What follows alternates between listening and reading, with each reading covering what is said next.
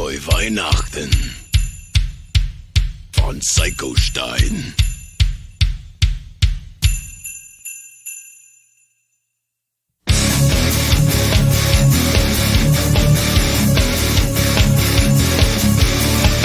Du grunzt nicht nur zur Sommerzeit,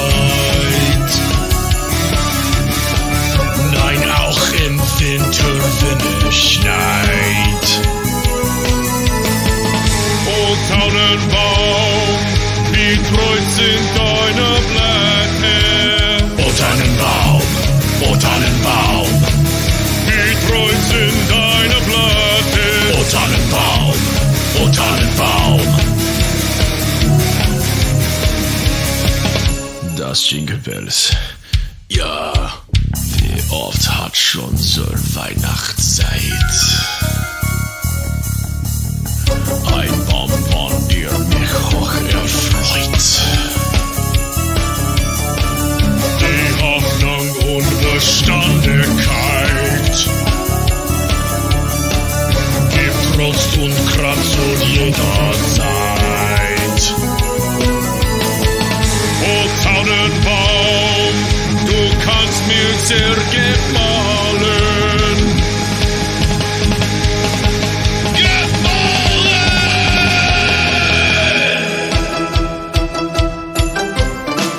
O Tannenbaum, o Tannenbaum, Wie treu sind deine Blätter. o Tannenbaum, o Tannenbaum. Du kannst mir sehr gefallen.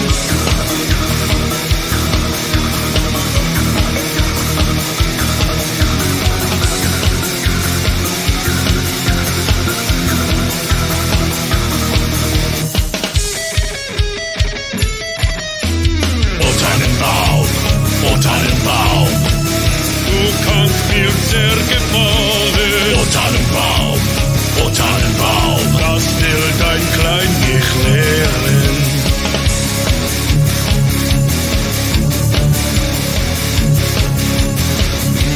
Ho, ho, ho.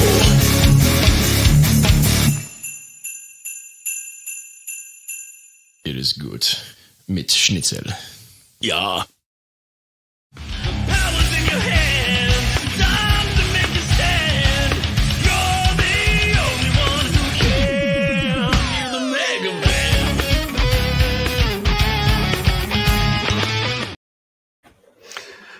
Well, hello, Merry Christmas, and good afternoon, good evening, what the hell ever. It is I, your pal, J.Ishiro Finney, author and alien in a human suit. And if you haven't read everything I've produced yet, or at least listened to Titanium Rain on Audible, well, do it for me, please. It's the Christmas season. I should have tried to make that sound more desperate, but one of my big issues, and I think one of the reasons I'm not the greatest on-air radio personality is my thorough and utter inability to express much more emotion beyond monotone and sarcasm. Yeah, I know that isn't really great for radio, but you guys seem to like it all the same. So, while I'm waiting for people to pop in and join us, a whole bunch of you might want to go check your emails because I'm kind of doing a free-for-all tonight. The rules are, and I will keep repeating them, unless you are a regular of the show, if you log on, you get to stay on and hang out with us anywhere between 15 to 20 minutes or until someone else shows up. So a bunch of you have been given invites. I don't know who's who. I don't have all of your emails, but you want to talk to me? God knows why you would. But here is your chance. Like I sent Wolf an invite, and anybody else here. Oh, shit. You know what? I'll make. Well, look who it is. It is Maximum Wolf 10 Media. Hello? Wolf? I was expecting a bit more from Wolf. I was expecting like a wolf howl or. Get behind the darkie!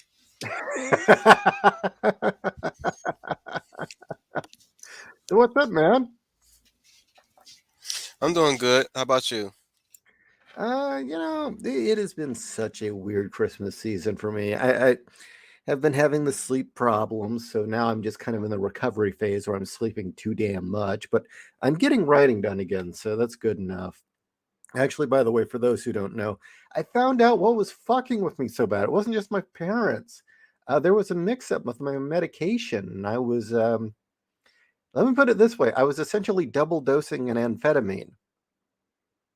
Not a good thing. No wonder I wasn't fucking sleeping. But that has all been solved, and now I'm just recovering. How about you, Wolf? Still going through the growing pains of losing a loved one recently. Uh, yeah, we all saw that's really fucking rough, especially this time of year. How's the family taking it? Varying degrees of grief. My dad had forgotten that he had called me and informed me about it, which is funny. But we had a little chit chat about her, and funny enough, she is the reason why I exist. Really? Yeah, Well, she was the first of one. all, inform the audience what happened and who this person is. This was my auntie. I can't really say what caused her to be hospitalized, but unfortunately, she had to be euthanized because there was no brain activity. And she was pronounced dead on Sunday, and Monday was the day that they pulled the plug. And that's pretty fucking rough. And I don't care what religion you are. As far as I am concerned, if the CPU isn't running, the body is just meat. So she had already essentially left, is what you're saying. Yeah, yeah. This was a lady that went through a lot of things. She was best known for being one tough cookie and full of life and love. That's all she ever did was just love life. So if you ever saw her, she was always the life of the party, and you know, Yeah. endless goon. Endless Nocturne is with us today. um, huh? I'm I lost here. was Well, anyway, Endless Nocturne. Endless Nocturne. We oh, haven't seen him Endless in a while. Nocturne. So why was this woman somewhat responsible for your existence? It's how she was how my dad met my mom. Oh, According to dad, she was how my dad met my mom because she and my mom were close friends, and I guess apparently she said you should meet my brother, and the rest is history. Funny enough, they never stayed together when I was born, and I hmm. was me being born was more of a surprise than more of a mistake. So that was another weight coming off my shoulders after having that conversation with him. Um, do you mind me asking her age, or you can keep as much of this private as you want? I mean, this is just fucking rough, man. I wouldn't be able to tell you because I'll have to ask any other family member. Okay, how about let's keep it vague. Did she at least get a decent run of years before it ended? Yeah, she did. She was at every family get together. She was there for my grandma's funeral, unfortunately, for her as well. Bless her I soul. mean, I mean, this is definitely not a fair comparison, but when Kat's grandfather passed away at 101, it was sad, but everyone was also like, the dude lived. I mean, nobody can say he was cheated his years on Earth, and he was ready to go. So, I mean, so in a sense, you're sad he's gone, but at the same time, we all understood he needed to exit the building, and he was ready to go, but it wasn't like that.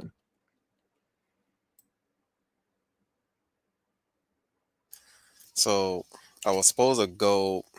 Unfortunately, I was supposed to go visit family today, but I had to reschedule that for tomorrow. I was going. Okay. Yeah, the plan got modified, unfortunately.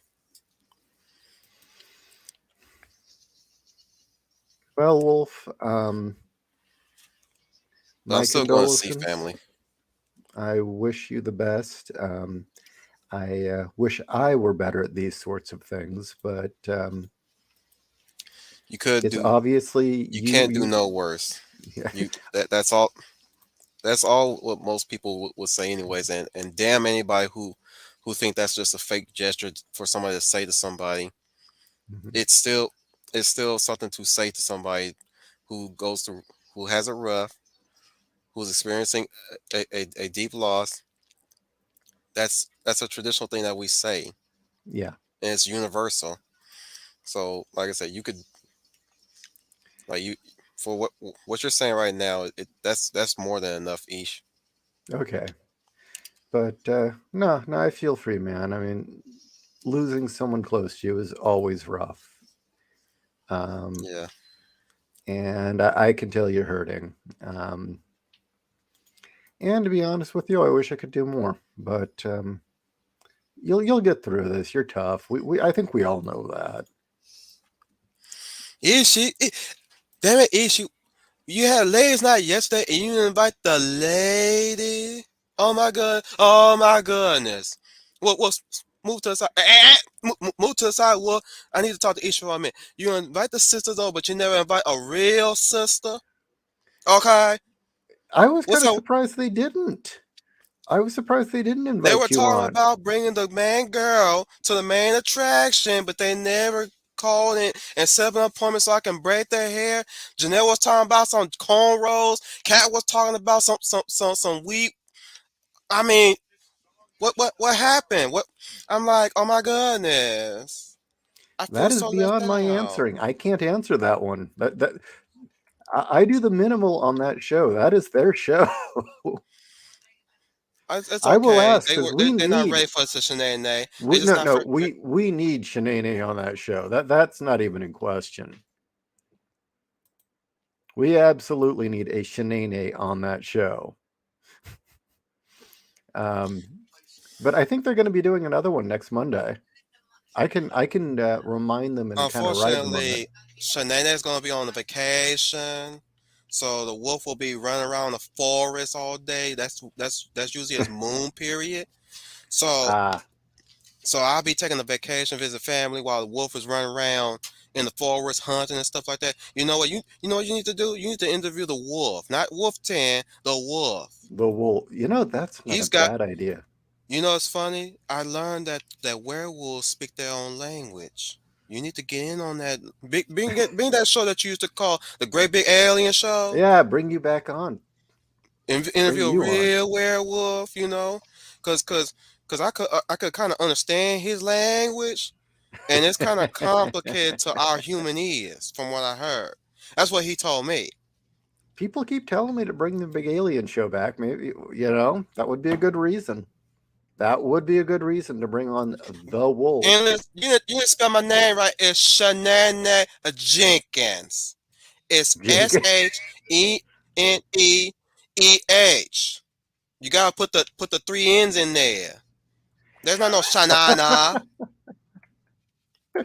Boy, you need to go back to school. You need to go back to English. So now that you're here and the audience is here, and by the way, audience, I'm going to do something very, very dangerous that I probably shouldn't, but the rule is you get to stick around for at least 20 minutes, 10 to 20 minutes, and then clear out if somebody else wants to jump in. Yes, that is an invite directly to the stream. It's one of those. But the rule is only 4 people in at a time, or 4 people in the room at any given time. Wolf gets to stay no matter what because he's Wolf. He's a regular. But anyway, on a completely different note, I did want to share something with you, everybody. I thought you could probably enjoy this one, Wolf. I've been messing around with those AI programs, and first off, I don't think writers have anything to worry about. You familiar with any of those? Have you played with any of the writing programs that are AI? Oh, no, no AI. That's a no. Okay. Wolf like alien. So To I alien decide. like wolf. I don't know. That sounds kind of terrifying. Don't be afraid. Don't be shy. Wolf want to talk.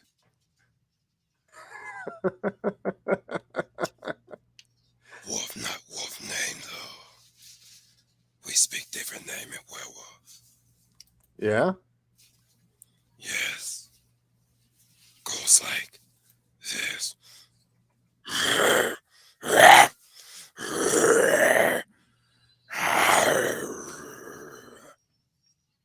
I don't know. It sounds like you're about to cough something up, Wolf. Only werewolf understand. Human ears different. So anyway, yeah, I have no idea what's going on. So anyway, I've been messing around with these AI programs that are supposed to help you write things, right?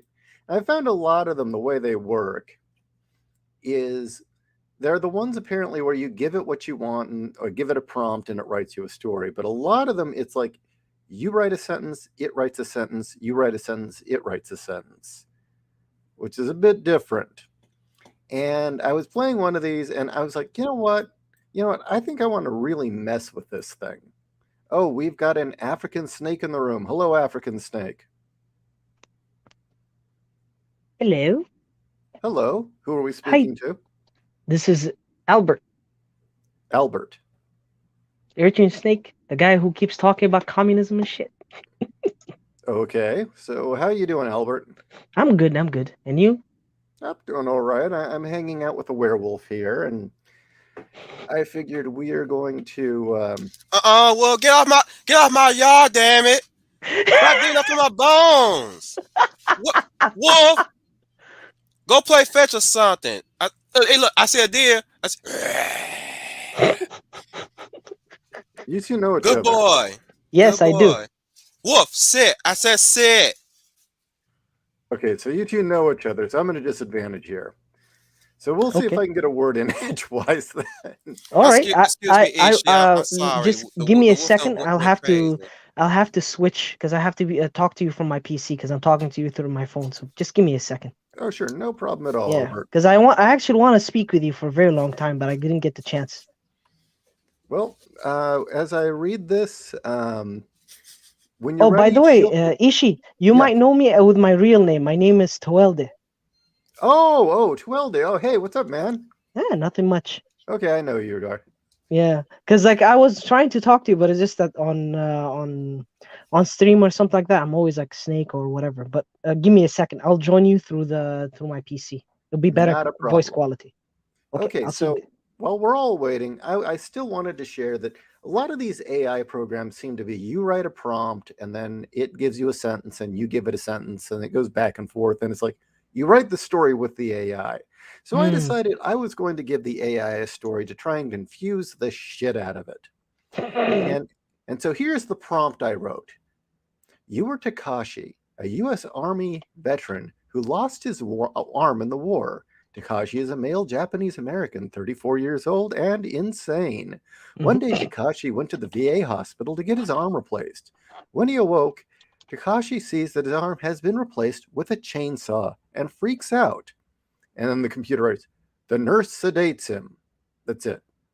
What the? So I continue on. I was like, I'm not gonna take that as an answer. Oh, we got another. Hey, Raltz, what's up? Not much. So just BSing tonight? Yeah, we're just BSing tonight. And just hanging. Oh my goodness! It's finally time that Ross and Wolf are on the same stream together. I'm so happy. Okay. You sound like Roberto from what's that called? Futurama. I'll be back. Huh? Just give me a second. Okay. Oh my goodness! Oh my goodness! Is this the one? The true blue Rothbard. Oh my Um, goodness, Shanae. Okay. Compose yourself, Shanae. Compose yourself. Woosah, woosah. I can't control my excitement. Ross, Yeah. did they? Tell me something about the military. Are they still like hulking and stocky and well built, or are they just wearing the diapers now? No clue. No yeah, clue. Oh, that's right. tonight's You.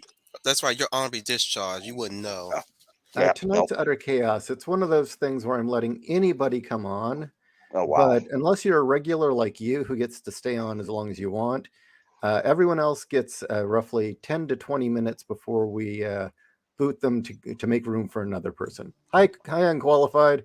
Hey, what's up, man? How are you doing? Doing okay, unless the conversation gets really good. Now, I'm trying to get a word in edgewise here. I was telling the audience that I've been fucking with these AI programs that are supposed to write stories for you, trying to break them.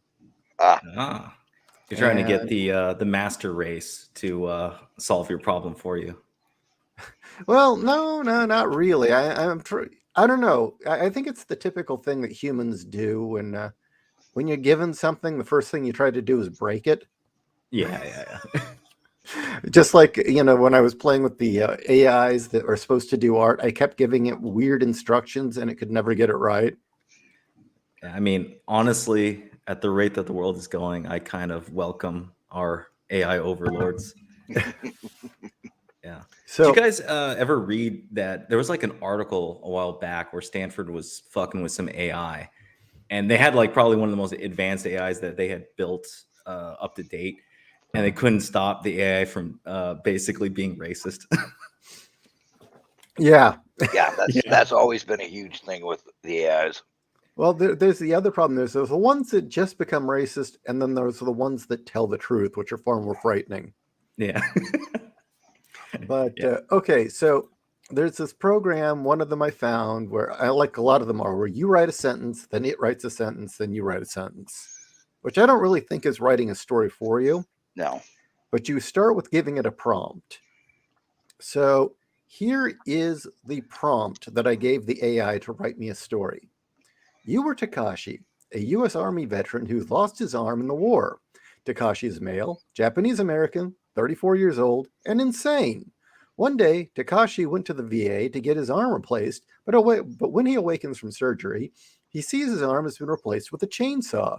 He freaks out, so the nurse sedates him. The next thing Takashi remembers is being strapped to a gurney and the nurse telling him there was a horrible mistake. The doctor is going to perform surgery on him again to fix his arm. Again, Takashi awakens from surgery, and his arm has not been fixed. It's still a chainsaw. Worse, the doctor seemed to have replaced the other arm with a bunch of squid tentacles. He yells, "This sucks." So, do you want to hear what the computer had to say about this? Go for it. Let's do it. Yes, the AI in its deep creativity said, "The doctor tells Takashi he is a monster and should be locked up. Your arms are back to normal," he tells Takashi. "What the fuck?" So then I throw in my line, "Bullshit, there's a chainsaw on my arm. Don't believe me? How about I cut a big hole in the wall to prove it?" "You cut a big hole in the wall." "Well, shit," the doctor says. "I guess you saw through my deception. Your arm is a chainsaw." Takashi is angry at that the doctor lied to him. "Fuck you," said Takashi. So then I write in, "Maybe I should cut the doctor in half now." And the response is, "Nah, I'll get off to the next patient," the doctor says. The doctor is off to the next patient, but you still want revenge for him. You ask the nurse to ask for help to help you with your revenge. The nurse says, "I don't think that's a good idea. The doctor is a busy man." And it just goes on and on. I don't think we have anything to worry about, guys. It got so damn confused. I could tell you more, but I just, the more I ramped up the weird, the more confused it got. Yeah, I mean, I'm not super surprised. I mean, Yes. ultimately, these things are made by other human beings. Yeah. So they're as infallible as us. So I tell it to, I look at the nurse.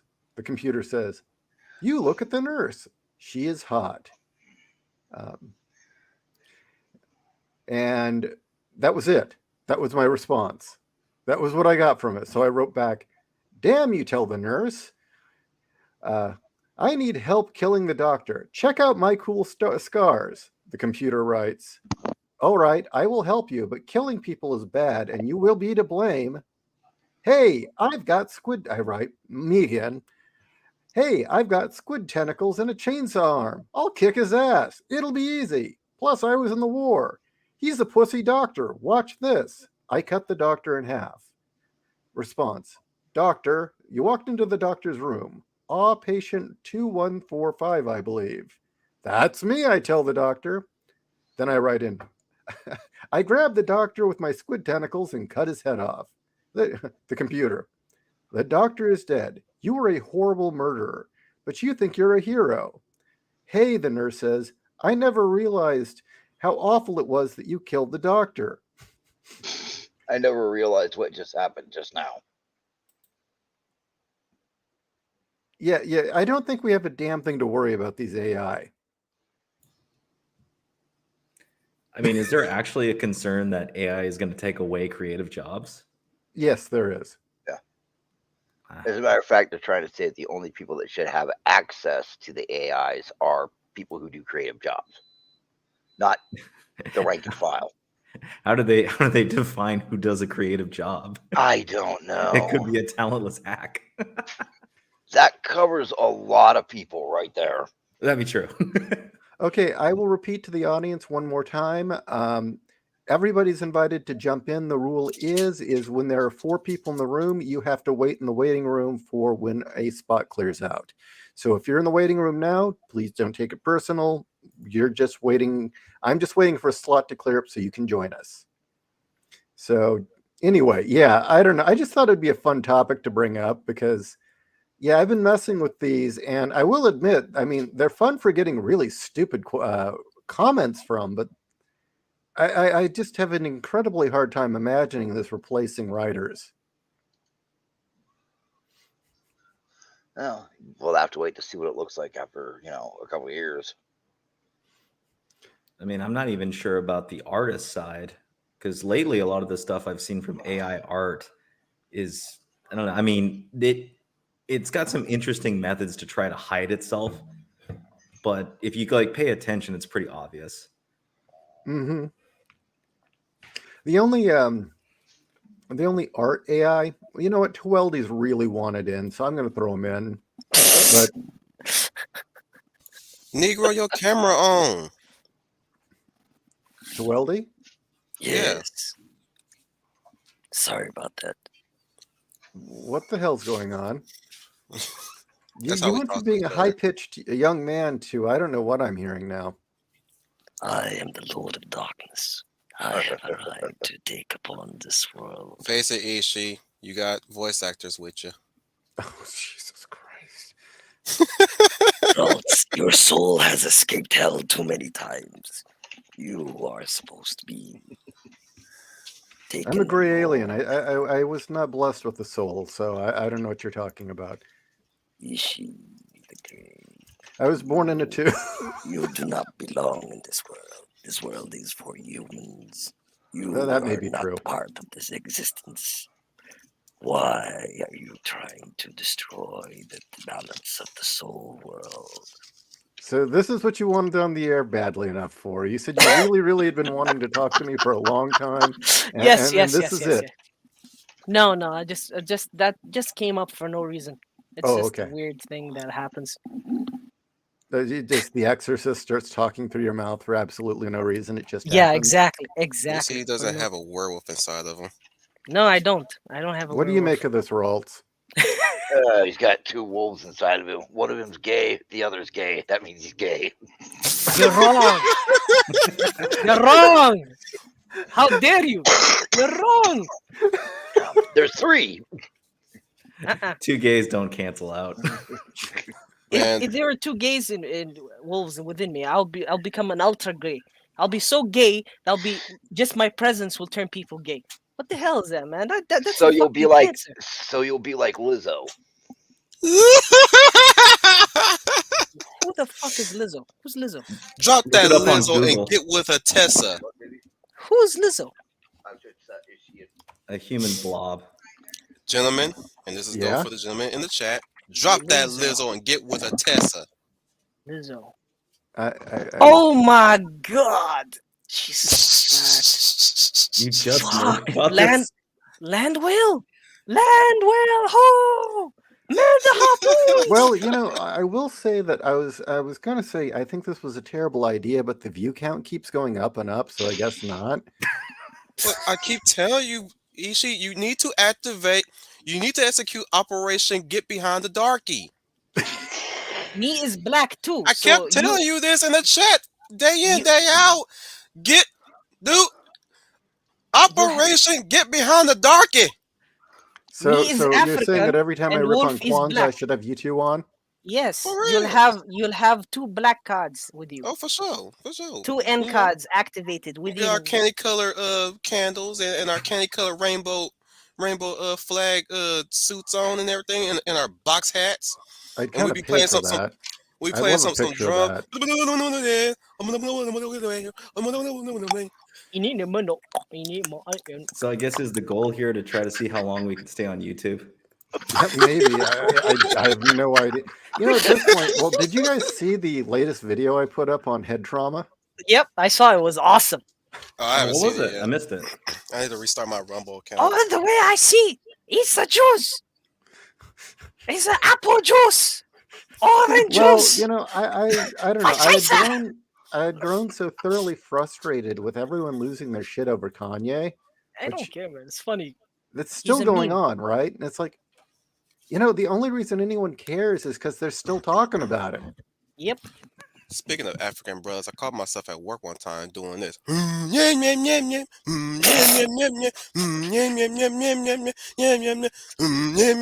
had my broom in my hand and I was marching with a spear in my hand, and just doing. Okay. Y'all don't know what that is? You're not fired yet, man. Wolf, That's a Stampede song from Lion Wolf, King. I really hope you don't take this personally, okay? I'm gonna give you a 20 to 30-minute timeline on air because I do not think anyone else is going to be able to talk if we keep you any No, that's longer. cool. I'm ready to leave out anyways. Really, you're ready to leave already? Yeah, I just wanted to have a few seconds with Rolls. Oh, okay. Mwah. And surprisingly, you got my buddy Unqualified on here. I didn't think that was going to happen, but yeah, I know when I'm not wanted. No, I'm kidding. No, No, really, you're not unwanted, Wolf. It's just I'm going to be honest. Your personality is so fucking overpowering. Really, if we do a show, it should just be you. I'm serious. Like me and Ross, this whole stream will implode. Just wanted to have a little few words with Ross the man. It's okay. I don't know. Wolf. Ralts will actually pause to hear other people talk.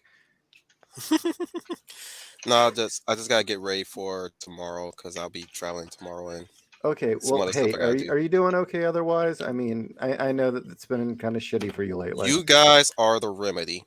Okay. All of you Okay. guys. That goes for everybody in the chat. That goes for everybody in the Discord. You guys are the remedy. Well, You guys have Merry made Christmas, this Wolf. week bearable. And At this point, I was like, can this year end already? I mean, we lost Kevin Conroy. We lost JDM. Now I lost my auntie. Damn it. But take care, guys. okay, you take care. See ya, Wolf. Okay. Merry Christmas. Take it Yeah, easy, Merry Wolf. Christmas, Wolf. Take care, buddy. I think I'm going to try and get him on the ladies' night as Shanae. That needs to happen. Okay, I think we're back down to a manageable 4 people on the air. So yeah, I was talking about AI and just playing with these programs and trying to break them, and it's not hard to break. Yeah, they are numbers in the end. They're just ones and zeros. So yeah. So what do you guys think? I think it's going to undergo a lot of fine tuning, and judging from the news articles I see now and then, I think AI is already in use in a lot of places people don't know, especially news articles. Oh yeah, I'm pretty sure. I mean, data analytics is where AIs have Yeah. been, in terms of research and what's actually going on right now. And I don't know, the term AI is kind of, at least to me, misleading when I look into it. It's like it's just a lot of data science and algorithms. Yeah. Well, yeah, I did notice the more and more constrained the job is, the better it did. But to Yeah. actually just give it something thoroughly random that required creativity, it got really confused. Like, I'd tell it, draw me an alien, it'd draw me an alien. If I said, draw me zombie clowns rising from the grave, eating poodles in a trailer park as the onlookers, as the locals look on in horror, it couldn't do it. It Yeah, got no, to me thoroughly it's still, baffled. yeah, it The- still has the- the elements of a tool to me. Like you need someone creative that understands what it can do to properly utilize it in order for it to actually make something relevant. In which case, is that really AI doing the work, or is it really the person basically commanding or starting the AI doing the work? Do you know what I mean? And then in which Yeah. case, is it actually AI, or is it just another algorithm tool program? I think if I could say something here, I don't think it is an AI program whatsoever. I think it's just repetitive behavioral algorithms. They go by what responses that they have. They're not an AI. They just go by whatever information that's given to them. Like So they're not true AI. They're no, they're just not. They're not. They have from a mathematical perspective, they're just ones and zeros in the most literal sense. You give it function A, it gives you function B. You give That it unit function has no B, it gives it soul. A. No, no, no. The soul part is like the distinguishing part between humans and animals, let alone AI and humans. No, that was a Just mm, quote from Mass Effect, but don't worry about it. no, so, so sorry. so so to use a quote that I like to use a lot, an AI is not going to get struck by lightning and suddenly write a 8-book epic. Exactly. You're right. You're right. The thing is, the closest thing that you might Yeah. have to a functional AI would be just the algorithms of YouTube, Twitter, and stuff like that. That's like Mm. a functional AI, but it's not even a real AI. It's more of a program that is designed to purposely take one line of code and use that line of code as a basis for it to search through the system and blank out stuff, let's say censor or whatever, or give you the information you need based on what you're searching. For example, if you're looking for AI art, it will literally look for things with the term AI art, and then it will just show it to you. That's basically what it is. It's a search engine. It's not even a real AI. I take it you're pretty versed in this sort of stuff. Yes, You work in IT. I used to Ah, so until any. HR and their wokeness. Oh, I'm sorry. Yeah, it's Oh, okay. you're probably just a wealth of stories then. Oh yeah, I used to work in multiple places. Used to work in insurance companies. Used to work in There's a job that makes you want to kill yourself. exactly. I worked in insurance for over 7 years, Oh, and did you car insurance or life insurance or medical insurance? everything, all three. Oh, fuck that! I'll put a gun in my mouth. I'll eat top ramen under the bridge first. Do you know why I'm here now? It's because I escaped from Saudi Arabia and got here. I was working in an insurance company there for almost 7 years, Oh wow. and the thing that happened was me as a human being, I'm not a human being in their eyes. I'm more of a slave or a servant. So when you're working, Um, well, you know that word for black person, and yeah, yeah, it's okay, abd. Yeah, it's abd. It's literally slave. yeah. They would insult me to my face with that term on a regular, and I'm like, yeah, I'm thick-skinned, so I don't fucking care, to be honest with you. Oh, forgive me. Am I allowed to swear? Or... You've heard the I'm show. fine with it. Yeah, I try to minimize it. It's just that I get angry or something like that. But sorry about that. Yeah, I But mean, you're not going to be the reason this gets kicked off YouTube. uh, No, I've done plenty. of course, that's a It'll be good my thing either fault. way. Don't worry about it. It won't happen because YouTube has a problem with its own stupid programs. They don't realize anything, but that's neither here or there. So as Rolf said, yeah, you take a gun to your head. I was nihilistic for the 7 years of my life. When I mean nihilism, I mean I was this close to snap and then fucking kill people and stuff. But the only thing that kept me, ironically enough, was anime and manga that I used to read and this one friend that I had. That's it. So when people tell me like, "Oh, oppression and all that crap," I'm like, listen, guys, you don't know anything about oppression. You're in a beautiful country. You are beyond privileged, but you don't understand anything about the privilege that you have because you're just blinded by people telling you that you're oppressed. You want to be oppressed? Take my hand. I'll take you back to my country, Eritrea, or I'll take you to Saudi Arabia. That's where is oppression. You're from Saudi Arabia is Eritrea? yeah, Eritrea. As in, my name is Eritrean Snake. I'm an Eritrean. Uh, it's basically a. I think Roltz might know it. I think he might know it. It's like a sub colony that they raid for slaves now and then. Yeah. Exactly. And here's the thing: Eritrea was an Italian colony. So I have like Italian blood and all that. Like we are like our family. We have like people who talk Italian and stuff like that.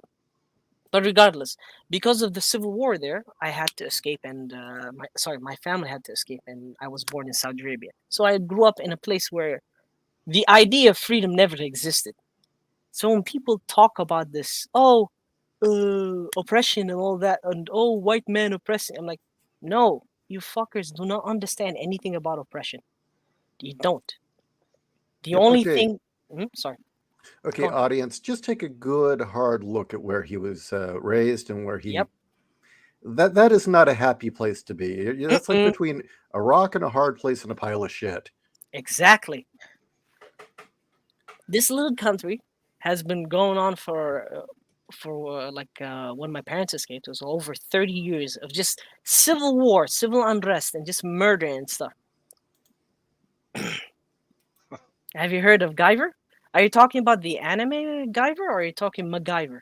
Because Owen, Is that Owen? That's yeah, Owen. he said No, Guyver. no. I'm quite fascinated about your story about Eritrea, to be honest with you. Yeah. Go on.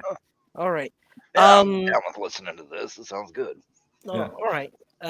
So most of these woke Nimrods take their friend. Yeah, that's true. That's true, Neostar. The thing is, I was not born in Eritrea, to be honest with you. Never, I wasn't born in Eritrea, but my parents were, and they escaped. They went to Sudan, which is the shit show that you know, Mhm. and then past this. You see the Red Sea there? Yeah. They crossed the Red Sea to go to Saudi Arabia to escape because Sudan, you know how it is. They're sadly they're Islamists that are really really stringent on killing Christians. Yeah. So they went to Saudi I Arabia, and I mean, was sadly, born in that's a Saudi Arabia. story for a lot of Africa. Exactly. It's It's amazing just like how they keep going on and on about how Christians aren't oppressed globally. Are you shitting me? exactly. I just don't understand. Like people tell me, like, "Oh, Christians are the most powerful people on earth," and I'm like, you don't seem to understand what Christianity is if you're gonna say that. They don't understand that Christianity is a religion of oppression. People were oppressed in Christianity for a very long time before the Roman Church and everything was established. People, that's the thing. They don't understand anything, and then they complain to the promised land. Ironically enough, Eritrea is literally Greek for red sand or red earth. The Greeks named Interesting. Eritrea. Yeah, Eritrea is named red sand because Eritrea's sand, the soil is very rich in iron and metal. But anyways, um, so basically, I grew up in Riyadh. That's the capital. It's a place of wealth. I'm not gonna deny this. I grew up in a nice family. My dad worked 22 Mhm. hour shifts as a taxi driver. Grenades were only thrown into your front yard twice a week instead of 4 times a week. Yep. I know the difference between a nice neighborhood Yep. and a nice neighborhood. Exactly. It was We like, have water today. We have clean water today. yep. Well, la di da. Look at Mr. Rich Boy strutting around with his glass of clean water. Yep. Exactly. The whole thing is like, if you look at where I used to live in Riyadh, it's like ghettos, man. It's like literally ghettos. And the funny thing is, this map, the one that you're showing right now, is very detailed. My Yeah. dad comes from this area called Mendefara. It's like the capital. You see Asmara just below Yeah. it. That's Mendefara. That's where my dad comes from.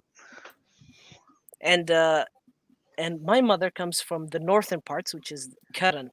They met in Sudan, so it's a kind of funny love story because they fell in love and they got married, but they couldn't stay there, so they had to go to Saudi Arabia just to get ends meet because you're either a slave in Ethiopia in Sudan or going to be murdered in Eritrea because of the war.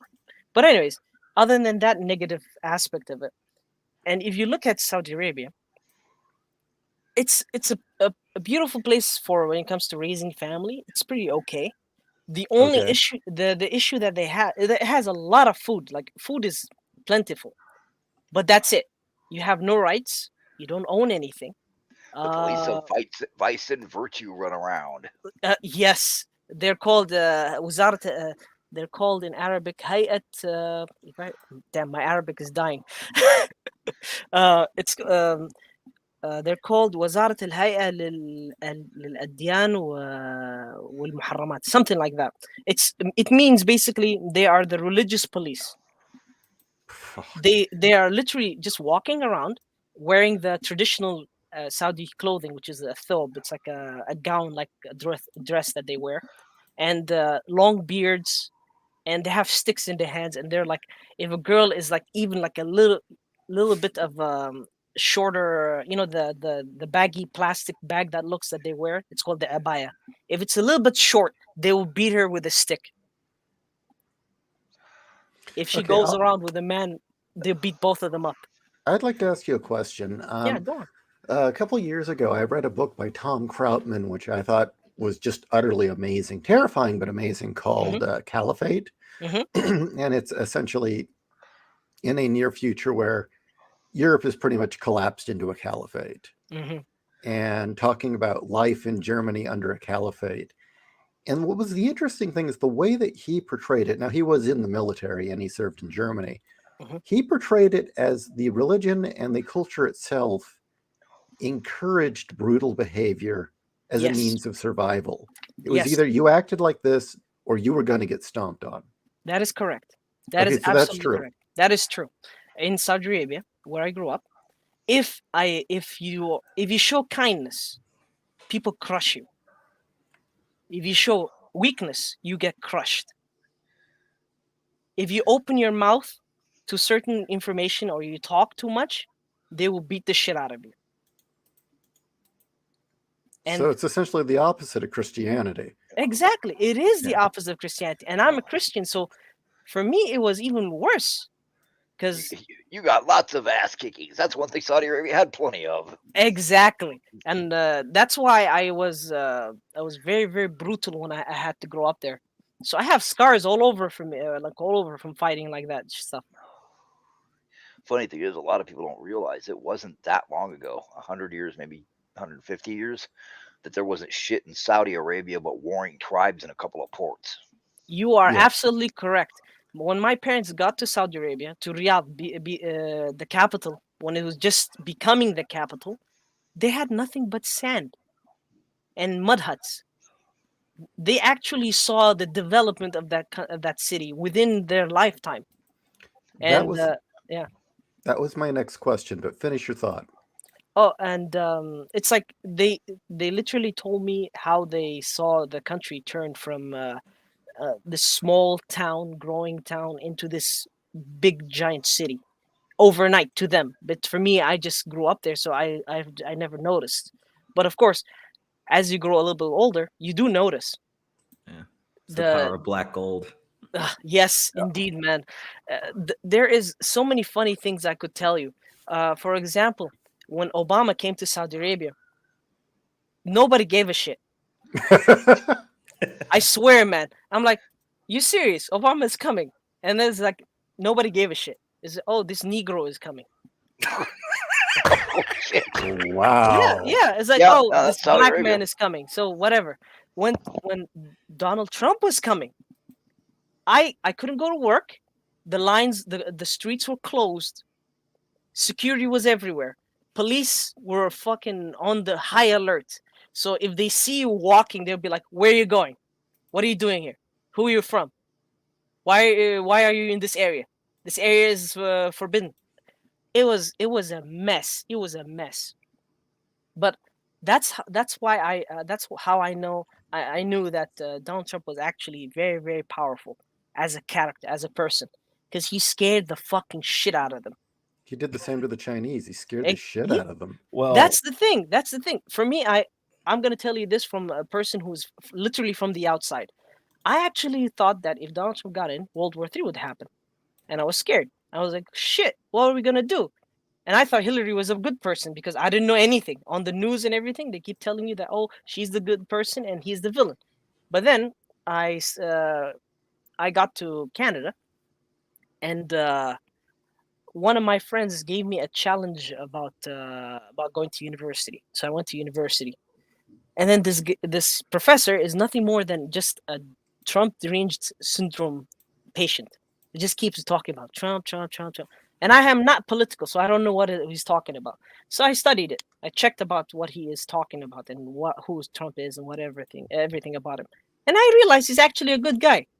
And I changed my mind because I read things and I understand, and I have logic in my. I try to have logic in my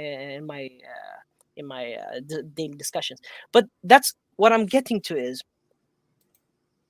a lot of the things that made America actually great were people like Trump. It's like people who actually love their country so much that they'll tell everybody to fuck off. Yeah, I agree with that. Yeah, like leave us the fuck alone. World War I, America didn't want to deal with it. World War II, they didn't want to deal with it. But it was only when people fucking messed with them that they stepped in. Go to Canada. I'm sorry, man. Yeah, I'm in Canada. I'm in Kanakistan. I thought I escaped from oppression to a new oppression. You yeah. need Good to luck get with down Trudeau. here. Oh man. Don't even start about Trudeau. man. Well, apparently it's pretty easy. You just take a trip to Mexico, run Yeah. across the southern border, and you're a citizen. I mean, don't want to do honestly, that. The thing is, I actually want to immigrate to America, the right way, the legal Yeah. way, the same way I did to Canada. So, but the thing is, for me to immigrate to Canada, it took me like about 7 to 10 years, around that time frame, just for me to legally immigrate. So what about when it comes to America? It's gonna take me even longer. That's why I'm kind of worried. Yeah, I know Neostar. Yeah, I do a lot of research because my problem is I don't know if I'm a contrarian or something. It's just that I like to study stuff. I like to read stuff. That's just hungry for knowledge. Yeah, That, and I yeah. think Good a thing. lot of us in this chat right now are in the same boat you are, where we just kind of get into these rabbit holes of information where it's suddenly a jag of I got to know this, got to know this, got to. Is that a safe assumption, everyone? From the way you're describing it, that's me in a nutshell. Yeah, that's a lot of people. Yeah, I was But in the yeah, when library you most of my life. yeah, when you get over here, just don't escape from Canada to California. It's not Hell really an no! escape. Hell no! I rather cut off my legs and just drop dead somewhere. Fuck that! I'm not going to fucking California. That shit show. No, you don't want to go there. In fact, No. Here's the thing. I thought before, as I said earlier, I thought that California is the good place to be, but the more you learn, it's camiformia, as yeah, it V would certainly call it. is. Yeah. Wasn't But always like that. yeah, that I know because like I remember reading about it. It was not that. It's the state of California is actually red. It's only the cities that are blue. Correct. Right. And this is from a person who's looking at it from the outside. So I'm just checking at the stuff, and it makes no sense. Why are the cities blue, but the remaining state is red? Yet they always are Democrat. And I'm thinking there's something iffy going on here. It's a scam. Well, I can Oh. tell you for a fact that when I was voting, multiple times I ran into voter fraud. Yeah. I assumed as I mean, much. all of the tactics that you see them using to fortify elections all of that was invented and created in California. So, Why am I not surprised? yeah, I mean, California is very good at exporting communism to the rest of the country. No, So the hippies also really changed the voting demographics big Yeah. time. They did, but it's still not actually, and I know this because I'm still trapped here. It's actually not that bad the moment you get out of the cities, but there's just so much overwhelming amount of people in the cities, and there's just so much infrastructure that they have in place with the election system to ensure that nothing changes, right? Yep. I've realized that as well because So and they brought that tactic, and you can see they started exporting it all over the place. They've already accomplished it in Colorado. They're slowly accomplishing it in Texas. So those of you Texans in the chat, you better figure it out. They're actually doing it to Tennessee right now, and Ishii can tell you how successful they are in Arizona. Well, we're fighting it. I don't know where we're at currently in court, but you want my honest opinion? I think we're going to hit a breaking point, and there's going to probably be a reckoning. Oh yeah, for sure. I think there's going to be a breaking point and a lot of angry fucking people that are going to say we've had enough. Here are the firing lines. Yeah, by the way, on a side note, I just remembered I wanted to mention this point before I forgot. Saudi Arabia is very famous for its pedophilia. And there's a reason why I'm mentioning it, because when you said California, I just remembered, trans shit. What is it called? Hollywood? Kids, Hollywood in general? Yeah. Yes, Hollywood in general. So the poison. What I was going to say about Arizona, what's interesting is in that 3-day break in which they couldn't, when they were still tabulating the votes, literally the leads that every Republican had flipped to the Democrats. Of course. It was like they just took the votes and just flipped them around backwards. Yeah. They were waiting to see all the votes come in. You can't even say they rigged the vote. It's like they just went in and said, okay, we changed it. Yep. Yeah. That's true. It's once you know how much you're losing by, then Greetings. Go over to the printing press and print all the rest of those ballots, and bring them in at around 3 a.m. when nobody's looking. Yeah, the printer goes. Apparently, the tabulators, because I was watching a bit of Tim Pool, like it works on like photo image, and the problem was that whoever was in charge of printing that, they purposely like changed the resolution on the papers, and then they did another copy of it because that's what they do, like copy it, so that shrunk the resolution even more, and that's why a lot of votes weren't counted. Well, I'll go a step further, and it really pisses me off that Tim Pool refuses to bring this up, no matter how many people tell him. I was there. I was fucking there. There were poll workers coming out and saying, the machines are broke. I saw videos of that. Like, yeah, I've heard about that. Like online, and then some people were switching the signs and things like that. Yeah, I mean, poll workers were telling people to go home. That they don't get to vote this time around. Hey, Ishii, I actually got a question here. Why does Arizona even use these fucking machines, but we're still using paper ballots over in the West here? Because they're the same machines that they use in Canada. They were also used in Venezuela. Yep. What the fuck?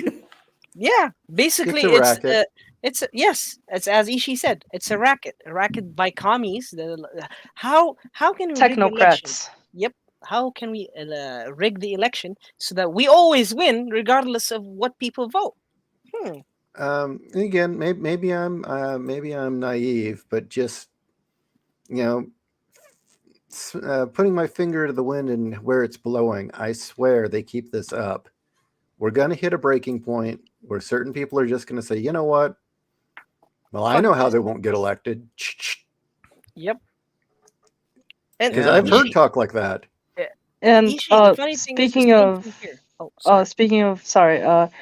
California, another thing, they're exporting the whole thing with the public schools things. Yeah, that thing, they're exporting it to like other states, like in my state, like New Jersey.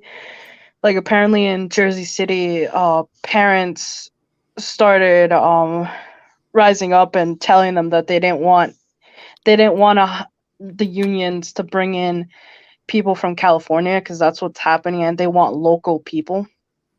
Well, I know they haven't talked about it much, but I know in some states teachers have been shot at. Yeah, yeah. And I have remember had, hearing about that. Oh, had sorry. Quite their frankly, cars smashed they up. deserve it. And I think another thing is like there are some states where the bar to entry to being a teacher is too laxed. Like the people they hire, they just hire anybody. And I really think it shouldn't be that way now because like it's just a lot of the California people are getting hired and Well, I mean, so to be fair, you guys in New Jersey have way more to worry about the other a-hole Democrat state next to you, including your own local yeah. people. Yeah. No, California's bad. Don't get me We're wrong. We're very flooded. bad. I know, but like for New Jersey cities specifically, I just heard about the apparently they were bringing in Californians, but a lot of New Yorkers started flooding in, and that's why we have the plastic bag thing now, the plastic bag tax, the bag tax in general. Oh my God! Don't even start. Yeah. Man. Oh, you mean the corporate tax? No, the like we can't like everybody is complaining about the bags that they tax bags, so now when you go shopping, like they don't give you bags anymore. You have to pay for it. Yeah. No, that came from California. Yeah. Yeah. Yeah, You know what you that know is, right? but it was the New Yorkers flooding in, and suddenly that started that law got Yeah, because they had already forced them in New York. But you know where here's that the comes thing. from, right? I'm sorry, go I'm ahead, young Ichi. enough to, or I'm old enough to remember as a kid, it was always, we're destroying our forests, we're destroying our forests. Yep. Use plastic bags. Yeah, it was the environmentalists screaming that we had to use the plastic bags. And once we used the plastic bags, or else, what did the environmentalists say? Plastic bags are killing the ocean. Yeah. They caused the problem. It's every fucking But time. there's They a caused the bacteria problem. now that exists in like the landfills that is actually eating plastic at an accelerated rate. So like nature knows how to handle itself. Ah, thank you. You see, Mother Nature does its job for these fucking leftist assholes. But It's I did always have, the case. but I did have another question for Tweldy. Oh, go on. And I have a sense Ralts can answer this too. I've heard that essentially there are no skilled laborers indigenous to Saudi Arabia, that if the foreign population was up and to leave, they would be in the Stone Age because they wouldn't know how anything runs. Is that true? That is 100% correct, sir. I don't know if they'd know how to sweep the floor. Exactly. Yeah, he's right. Ralts is 100% correct. They don't take out the garbage. It's all Indians that do it. You're Indians, shitting me. They don't even Bangladesh, take out trash? They don't they pick up trash. No, hell no. The ones who pick up the trash are either Pakistani or Bangladesh people or Indians or Eritreans or any other person, but it's not Saudi. No way you'll see trash man which is Saudi. Impossible. Impossible. Okay, I want a couple stories from you because I'm going to tell a story Kat's dad told me. Okay. And he was, well, we've discussed, he essentially was an inventor for the DoD. But that during his time in Saudi Arabia testing his gear, which apparently Ralts used, he said one of the most annoying things was that he rolled up to the gas station one day to get to work to fill up, and the manager was there, and the assistant manager was there. Yep. But the employee who actually pumped the gas and knew how to run the machines wasn't there. Was sick. Yep. And so they said no gas today because they didn't know how to do it. Yes, that is correct. I said I can pump. I was like, we can pump our own gas, and he looked at me like I was an alien. Yeah. Okay, so you've been down this path. Yeah. My dad is a taxi driver, man, and we when we drive by and we see the area that has like a gas station and it has no people, we do it ourselves. My dad will just do it himself because there's no one to do it. The funny part is watching some dude come out and look at the pump, and you can see he's trying to read the numbers. Yep. And he's not making the connection. And I'm like, Oh, for the love of God! Look, I filled up the tank. I'll give you $20 American. Yeah. Here's your $20. Get away from me. Yep. But here's the thing, though. Nowadays, in the last 5 years, after the new king, or you could call he's a prince, but he's like stepping over his dad's shoes, technically speaking. Uh, he basically is trying to liberalize the country in an extreme high rate of speed. Like it's almost neck breakingly speed. Women have rights. They have driver's license now. There's taxes. But can they define a woman, or No, there that does not change. The Islamist state does not change. They will not change that. Don't worry. The commies can try to come in. The Mujahideen will fucking slaughter them. I don't Yeah, doubt that. like, for example, in Saudi Arabia, there are the Al Wahhabiyin, or they're basically That's called the fascinating. they're like the if I remember correctly, they're one of the There's a traditional sect, a sect. sect of Islam, I think. Yeah, they're a sect of the Saudism, Wahhabist? Wahhabists Yeah, in English. I Yeah. think that's what Bin Laden was part of. Yes, that is correct. Bin Laden was one of them, and the thing is, they're of the extreme sort. Because they're of the extreme sort, they were fighting over TVs being allowed. They were fighting over radio. They're fighting about computers, cars, every type of technology. They were fighting. Yeah, they were concerned with Western influence. That's Yep, kind of why yep, the towers got dropped, because they didn't want the Americans to come into the oil fields and stuff like that. that is correct. But what the rulers of Saudi Arabia are known well for is they execute people, so they can just fucking collect a family and just cut their heads off. So they're enforcing liberalism the same way that Turkey did it. In the current time, yes, because the prince is very liberal. He wants to join the World Economic Forum, so he Oh, wants to be, great. yeah, so he wants to be that type of tyrant. Why do you I think don't think that's going to the go over well. nope, it's not going to go well. But Okay, for listeners out there who are unaware, Turkey was the most Europeanized nation in the Middle East for quite a long time, and it worked quite well for them. So, in ways, um, but the way that they were able to force the population into adopting European lifestyles and values was essentially do it or you get your head cut off. And I'm not at the kidding you. point of a gun, yeah. It was either you do it or you're going to find yourself without a head. And the moment that king died, they've been reverting back at such a rapid rate. It's like nothing changed. Yep. It was like a flip of a switch. The moment he was gone, the moment the gun was no longer to their back, it was back to the same old shit they've been doing for the last 6,000 years. So Yep. basically, like Afghanistan. Yes, exactly. And do you know why this is? It's because the doctrine of Islam is one of the most backwards of religions that does not allow evolution or any form of progress. Even though, here's the thing, I don't like the term progress because it's been polluted by the liberal Right. left. But the truth of the matter is, it is a progression towards a better society, a better overall system of law and governance. But when it comes to the Middle East, they don't want that because they know for a fact their population will go haywire.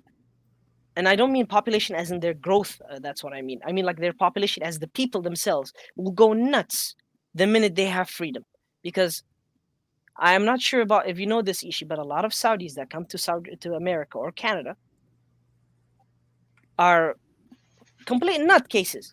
Oh, They they go go around. completely crazy. Yeah, they're completely crazy. They go fucking binges on alcohol, drugs, women, raping girls, assaulting people, killing people.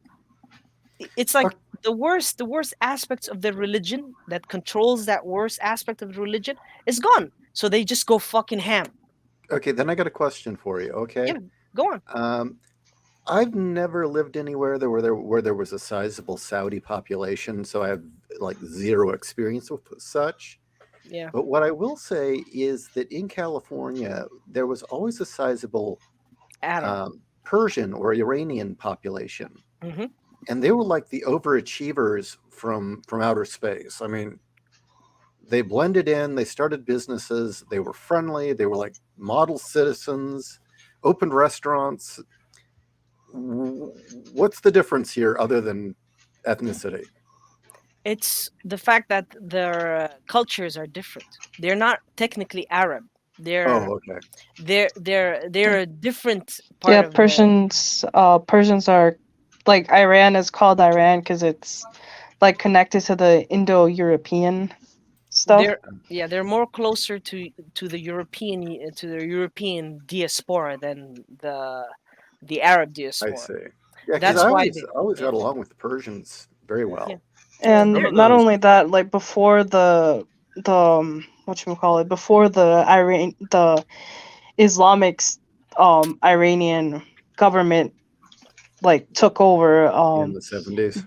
yeah, they were more westernized. Yeah, So it's basically I think when they come over here, it's more like a return to form where they're able to, have businesses we're free. and yeah.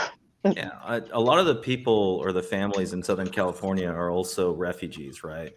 So Yeah, some of that's them, true. a handful of them are Christian refugees and all the other stuff. So Uh, they're not necessarily tied what? to that old culture. Yep, that is correct. They Oh were yeah, all either Zoroastrian or Christian. For how Yeah. much? Yeah. yep. Uh-oh. Yeah, the thing is also this, you might not know this, but Because it might have been the wrong card. Uh-oh. Ralts is in trouble. Yeah, big time. Is All everything all right, Rolf? Yeah, no, it looks like there's a credit card mess up. I'll still be here, but I'll be right back. Okay, cool. right. All right. He's got to go hunt somebody down Kill them. and kill them. They took No, his this is credit card. They fascinating, took his Twilly. bank. Just go Are you on. kidding? Do you know how much effort that would be? Fuck that. I'll just send them a nasty email. I always wanted to talk to Ron's also because he's such a badass. But seriously though, in regards to that, the other issue is that the Persian people are oppressed already. They didn't have that much to begin with. There's So when they there's go out, currently an uprising too. Like yeah. if you guys heard. Yeah. But in Saudi Arabia, it's the people there. Here's the thing: the Arab world is conquered by Islam, right? By the religion. Right. And because of the religion, it enforces certain doctrines to everyone, even if they are of different sects. It enforces some general points, which is first of all, it's like the pillars of Islam, jihad, uh, do not be peace with the infidels, and stuff like that. It has like certain parts of the sector that sects of the Islam are all connected by these tenets. It doesn't matter what type of sect they are. They all adhere to the same aspects. Is that why she's the only one who can clean, or is it because her name is Consuela? There's two reasons. There's two reasons. One is because Jordan has a sizable Christian population as well Yep. as a Muslim one, and they actually have to like balance that out because if there's too many Muslims or too many Christians, that's gonna go crazy because that's how they balance out the if that balance is broken, it's not gonna end well. I mean, Not that's that why not India and Pakistan are separate, right? Yeah. honestly speaking about India and Pakistan, both of them are just the same shitholes if you ask me, because they're the same. They're the same. The only difference is that one is Hindu bullshit, the other is Muslim bullshit. But both of them are bullshit. Yeah. Well, I mean, there's a part of India that's trying to, modernize and move away from the caste system and all that stuff, but like the backwaters insist on continuing to live the way Yeah, they've lived for thousands of years. yeah, well, because I it's remember true. the stories about how they just please don't litter, please don't shit on the street signs only encourage them to do it more. Yeah. Yeah, because again, the thing is, It's not a all Indian people are bad thing. It's more to do with their culture is very, very backwards. I mean, there's I'm also the sad to say fact that India is like several different kingdoms packed inside one country. So like there's like different groups, yep, and they all each have different customs and things like that. that is correct. They have almost about let me remember 60, maybe even 70 different languages. Jesus. Yep, and I know this because If you guys thought Brazil was bad, India is on another level. yep, I used to work with an Indian doctor, and this doctor is a genius because Yeah. here's the thing. He is a legitimate doctor, meaning that he actually studied the whole 7 years. He did the qualifications and all that, and he diagnosed me with clinical depression, with a acute depression, because of the way I talk with him. Okay. And he even gave me what do you call those those antidepressants, I forgot their name, but Yeah. they're very strong. So he said, I just want to see if this affects you or not, because you are very, very depressed. Just try this. After doing it, my whole life changed within a day. And then I realized, yeah, I might be depressed, and the reason I'm depressed is because this fucking country. But What, the anyways, United States, or do you mean Saudi no, Arabia? I mean Saudi Arabia. Well, in all fairness, the best. I've reconciled that I'm going to be on mood stabilizers for the rest of my life. I think it's Woo! as good as it's going to get as far as the post traumatic stress and my trauma. So I'm pretty much reconciled to I'm probably going to be taking Lexapro for all my life. And I gotta say, the best damn psychiatrist I ever had was a Brahmin. Exactly, he's a Brahmin. Yes. Best damn Every psychiatrist I ever had. Yeah, he even told me that there is aspects of human psychology that is infused with Hinduism and with Brahmanism or something. I forgot the name, but there is a specific point that he told me that if you do a couple of things, it will lessen the burden on your psyche, and it actually did. He told me make sure that you make a list and don't overburden yourself with certain things, because I was an admin assistant at the time, meaning I used to work with the VPs or vice presidents of medical insurance where I used to live. Oh, pardon me, why I throw myself out the top of a building? Exactly. So you see, here's the thing.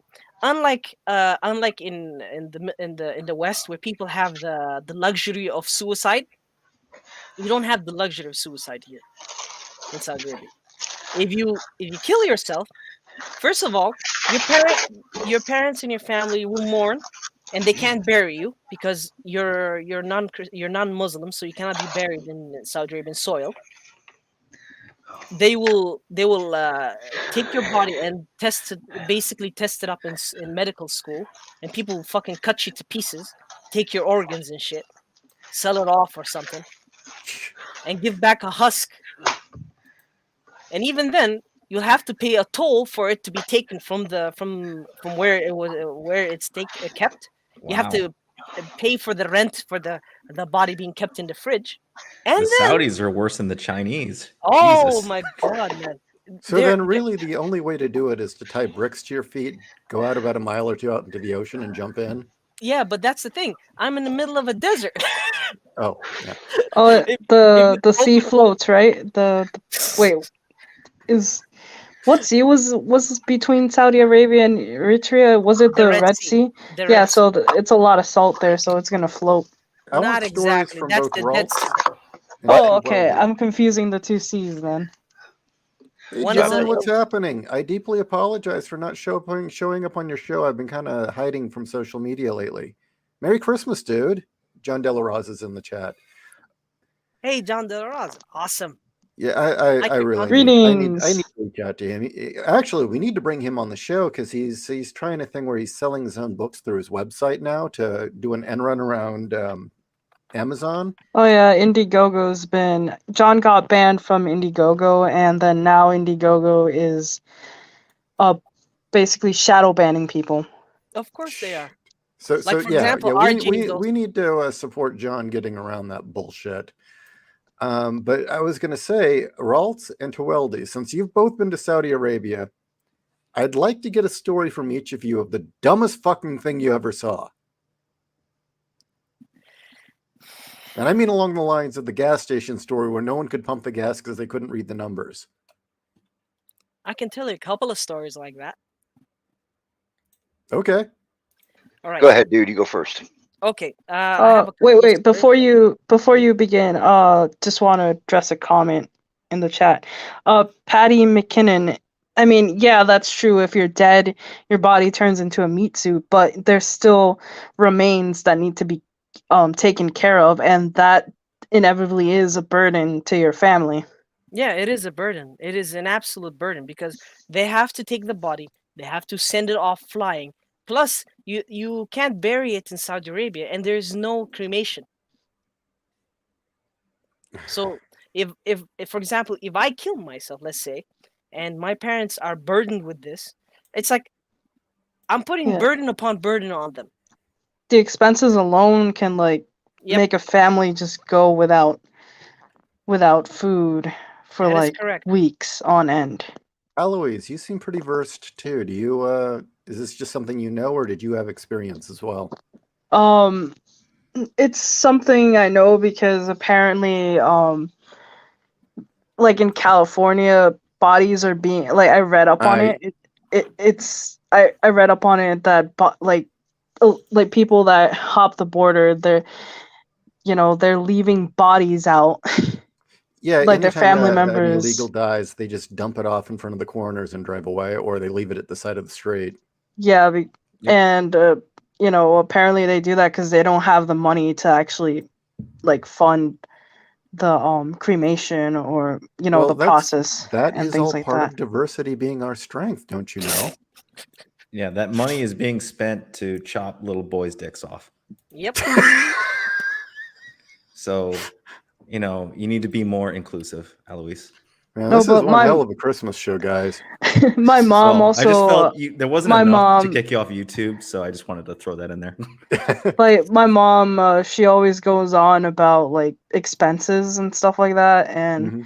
I think one of the things she does to like guilt trip me into like taking better care of myself is just mentioning that if I die, she's not going to be able to pay the money. That's not guilt tripping. That's not guilt tripping at all. She actually cares about you. I know, but like It she's means you're at brutal. fault. The way she says shit is so brutal, but she grew up in a war zone, so like Yeah, the same thing with my parents. It's the same way. But my mom's country, like just there was the old government got knocked down and replaced by a socialist government. Do you care to mention which one, or if you don't want to, I understand. It's Nicaragua. Like the Oh, okay. yeah, Oh, my Great. my mom, like she lived in where the Indian reservations are in Nicaragua. Mhm. Like and the natives there were uprising against the government because they were being taxed too much, and they live so far away from the capital. It's like, what is the benefit of it? And also their land was getting, like, all the timber and the wood, it was getting taken, and all the farmers some of the farmers lost land to the people that were moving in, who had no Jesus. ties to the area and things like that. And so all that led to like the uprising. I am learning so much about my audience. Keep in mind, I see a bunch of avatars. I had no idea. So my mom, she grew up, basically she told me how sometimes they would have to go without eating, and she actually witnessed like people being led to like the center of a village and people getting lynched because they wouldn't give up like information on the Americans that they did business with. So typical commie bullshit, basically. Yeah. Okay, so So, yeah. we were going to do stories about the stupidest shit you guys encountered in Saudi Arabia. All right. I have a couple of stories. Is that okay if I tell them like? Oh, knock sure. yourself out, baby. You're good. All right. First of all, the one of the funniest things that I had is when I was working at that insurance company. I was basically an admin assistant for the motor insurance VP, the vice president of motor insurance. And here's the funny thing. This motherfucker does not speak English. I had to translate everything that he ever writes and ever says from English to Arabic and vice versa. And this guy gets paid at least 5 times as much as I do. And this motherfucker can't say a lick of English. It fucking pisses me off. Oh, you had a translator who was running a scam. Oh god, there was so much bullshit, man. There. The thing is, it's not funny. It's just fucking pathetic. But I can't do anything but help but laugh, because these people do not know anything about basically live and let live. They don't know anything. This one of these situations that I had was, there was a situation with the VPs that were upset about a certain document being lost. The document wasn't lost. The document was on the guy's desk, but he can't read it because it was in English. So he fucking complains to me about saying that, hey, you can't read. Why didn't you tell me this is the document that's lost? And I explained to him, I told you, but you told me forget about it. It's kind of stupid, but that's just the dumbest thing that I had in the office work.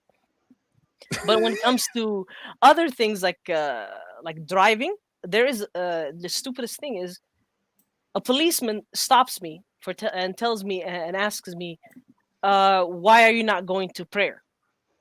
And I'm surprised that he even came to ask me, but he did. And I told him because I'm a Christian, so I don't go to the mosque to pray. And he's like, what is a Christian? Let that sink in. Let that sink in. What is a Christian? He doesn't know what the fuck a Christian is. Yo, so much for people with a good book, huh? Exactly my point. These Would this be people the are just response? Would this be the point where you say, "Oh, we're the people actually running your country because you guys can't get off your ass to work"? And then If they'll I kick say his that- ass. exactly. What happened was they kicked my ass regardless. I was beaten, forced into the police car, and taken to the police station. I was 16 at the time. Oh my god! And then the cop there, the lieutenant, saw me and he's like, he didn't say anything. He slapped me, beat the shit out of me, and then he's like, "Why are you here?" I told him, "I don't know. The guy just brought me here." And then the guy is like, "This person is not going to prayer." And then the guy slaps him, beats the shit out of him, and tells him, "Why do you care?" And then he told me to stand.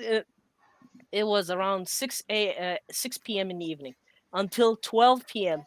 in the cell, in the cell with the criminals, like with the rapists and the murderers. He threw me there, a 16-year-old boy, and I'm like fucking scared out of my mind, and everybody's like looking at me like fresh meat.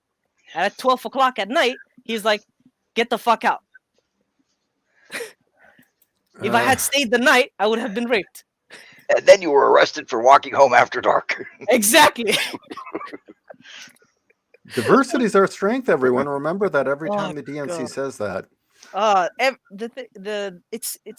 It's absolute shit show.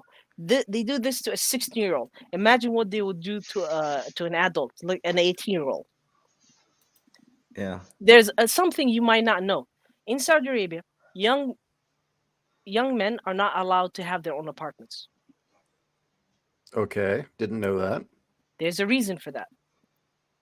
The reason is because they don't want them to create gangs of rapists and basically kidnappers. That's why. From one apartment. From one apartment. The same thing happens with the Indians and the Bangladesh people as well as Africans. That country. And this is why shows- you don't import a bunch of single men, Britain. Exactly. But here's the thing. The reason why it does this is because the country itself does not allow the, let's say, just talking to the opposite sex. You can't. It's completely segregated. I think it's been let loose because of the liberal king that they have right now, or liberal prince. But before, if you just you happen to walk by and there's a woman in front of you, if you walk next to her and someone sees you, they can call the cops and they will beat the shit out of you for harassing that woman.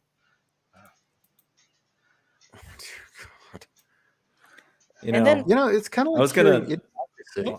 I was gonna make a joke about Canada, but based on this, I guess Canada is an upgrade from Saudi Arabia. exactly, Oh, I know it it really is. is. It is, man. It is. The trailer park I grew up in next to the junkyard is an upgrade from Saudi Arabia. Yeah. Like Ishi, just open Google Maps. I'll show you where I used to live in Saudi Arabia, in Riyadh specifically. Just go to Google and write Google Maps, write Saudi Arabia, Riyadh, the capital, and I'll show you how shitty the layout is beautiful, but it is fucked. And yeah, and people say police in America are abusive and oppressive. I'm like, yes, exactly. They're not. Okay, what do I type in? Right, Saudi Arabia, the map of Saudi Arabia, Riyadh, the capital, Riyaddh. What is the palette? You got arrested literally for looking at. Yes, you get arrested for looking at a woman. That would be like good advertisement for any country's like tourism board, better than Saudi Arabia. Okay, I've got 10 Real shops, 10 Real 5 Real North Road ring. It's like this. I'll type it in the group, in the Private chat. Private chat, so I can give it the name. Or let me just get the link myself. I'll show you. The thing is, Saudi Arabia had beautiful cities and had. Hang on. Oh, sorry, not you. Sorry.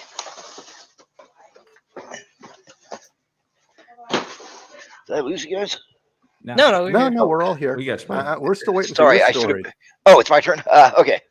So I got to Saudi Arabia really, really early. I mean, the Iraqi army was still coming into Saudi Arabia when I got there, and for the next was a baby. like 9 days, we had C5 Galaxies landing and dropping off equipment. So we're building a base out in the middle of fucking nowhere. I mean, we are talking the complete middle of nowhere.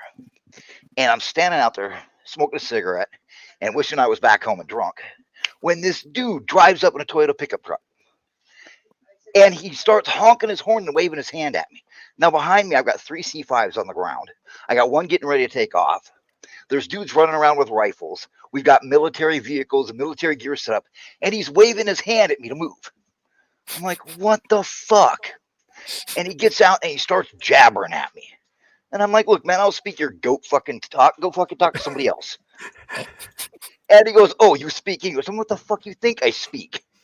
He goes, I like you, Raltz. He goes, I drive this way. You need to move stuff. Man, get your old ass out of here. So he's trying to convince us to move everything so that he can drive through. I'm like, no, beat it. So finally I get pissed. I fucking rack around and I'm like, get the hell out of here or I'm putting holes in your truck. Because, threatening to shoot him, he doesn't care. Yeah, they don't. But threatening to shoot his truck, now that's a whole different matter. Gets in his truck and drives off. The major comes out. He's like, what was that all about? I'm like, I don't fucking know. Some goat fucking retard. I told him the whole thing. He's like, stay out here. I got a feeling this ain't over. I was like, any of these assholes draw on me, I'm shooting them dead. He's like, I don't care. Nobody cared. And he comes back with 2 cop cars. I'm like, the major comes running out because, the major speaks Arabic for some fucking reason. And now he was an XSF guy, so he could speak Arabic. Comes out, and these 2 come out, actually spoke like, I don't remember what he spoke some dumb shit. Anyway, the cops get out and come toward us. The old man is pointing at everything and jabbering just 100 miles an hour. And I'm like, oh my God. And the cops are looking at him and they look at everything. Why does another C5 land? And they can see, actual, armored vehicles being taken off the jets and huge pallets of all kinds of shit. And there's like 200 guys running around. And they look at him. One of them walks back. He talks for a little bit on the thing, comes back, and the old man starts pointing and making the move out of the way things, right? And he looks at his partner, and they whip out these short little metal rods and flick them so they're full length rods, right? I pull my pistol, because I'm like, okay, we're not playing this. And they start beating the shit out of this dude.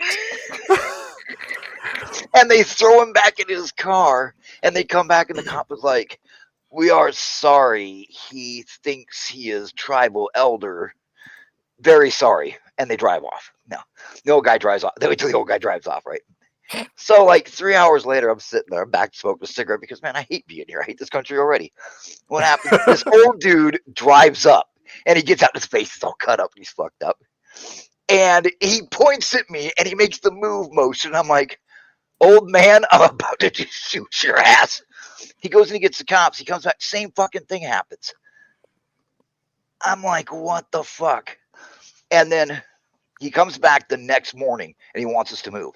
And he leaves. Oh my God. One cop car drives up, and it's a guy you can tell he's obviously like tribal royalty or something by the way he stands, the way he holds his chin, his shitty little mustache, his shitty little French mustache. And he I goes, hate those. the old man who was bothering you, I was like, the guy who couldn't figure out we're in the middle of the desert, he could just drive around us. He goes, yes, that man. I was like, what about him? Well, we sicked the dog on him and sent him to Riyadh. He could argue there. I'm like, what the fuck? Why did he come back 3 times? Well, he thought that you would move. I'm not moving.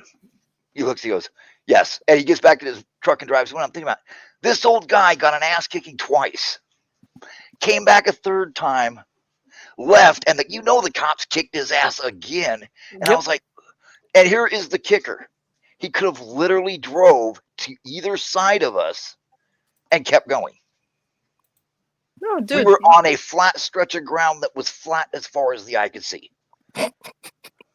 He could have drove around us. He was whining that he couldn't get home. I have no That words. that was just to me. It was like, are you fucking kidding me? Rolls, I want to add something. Here's the thing. Tribes in Saudi Arabia are basically technically on the aspect of nobles.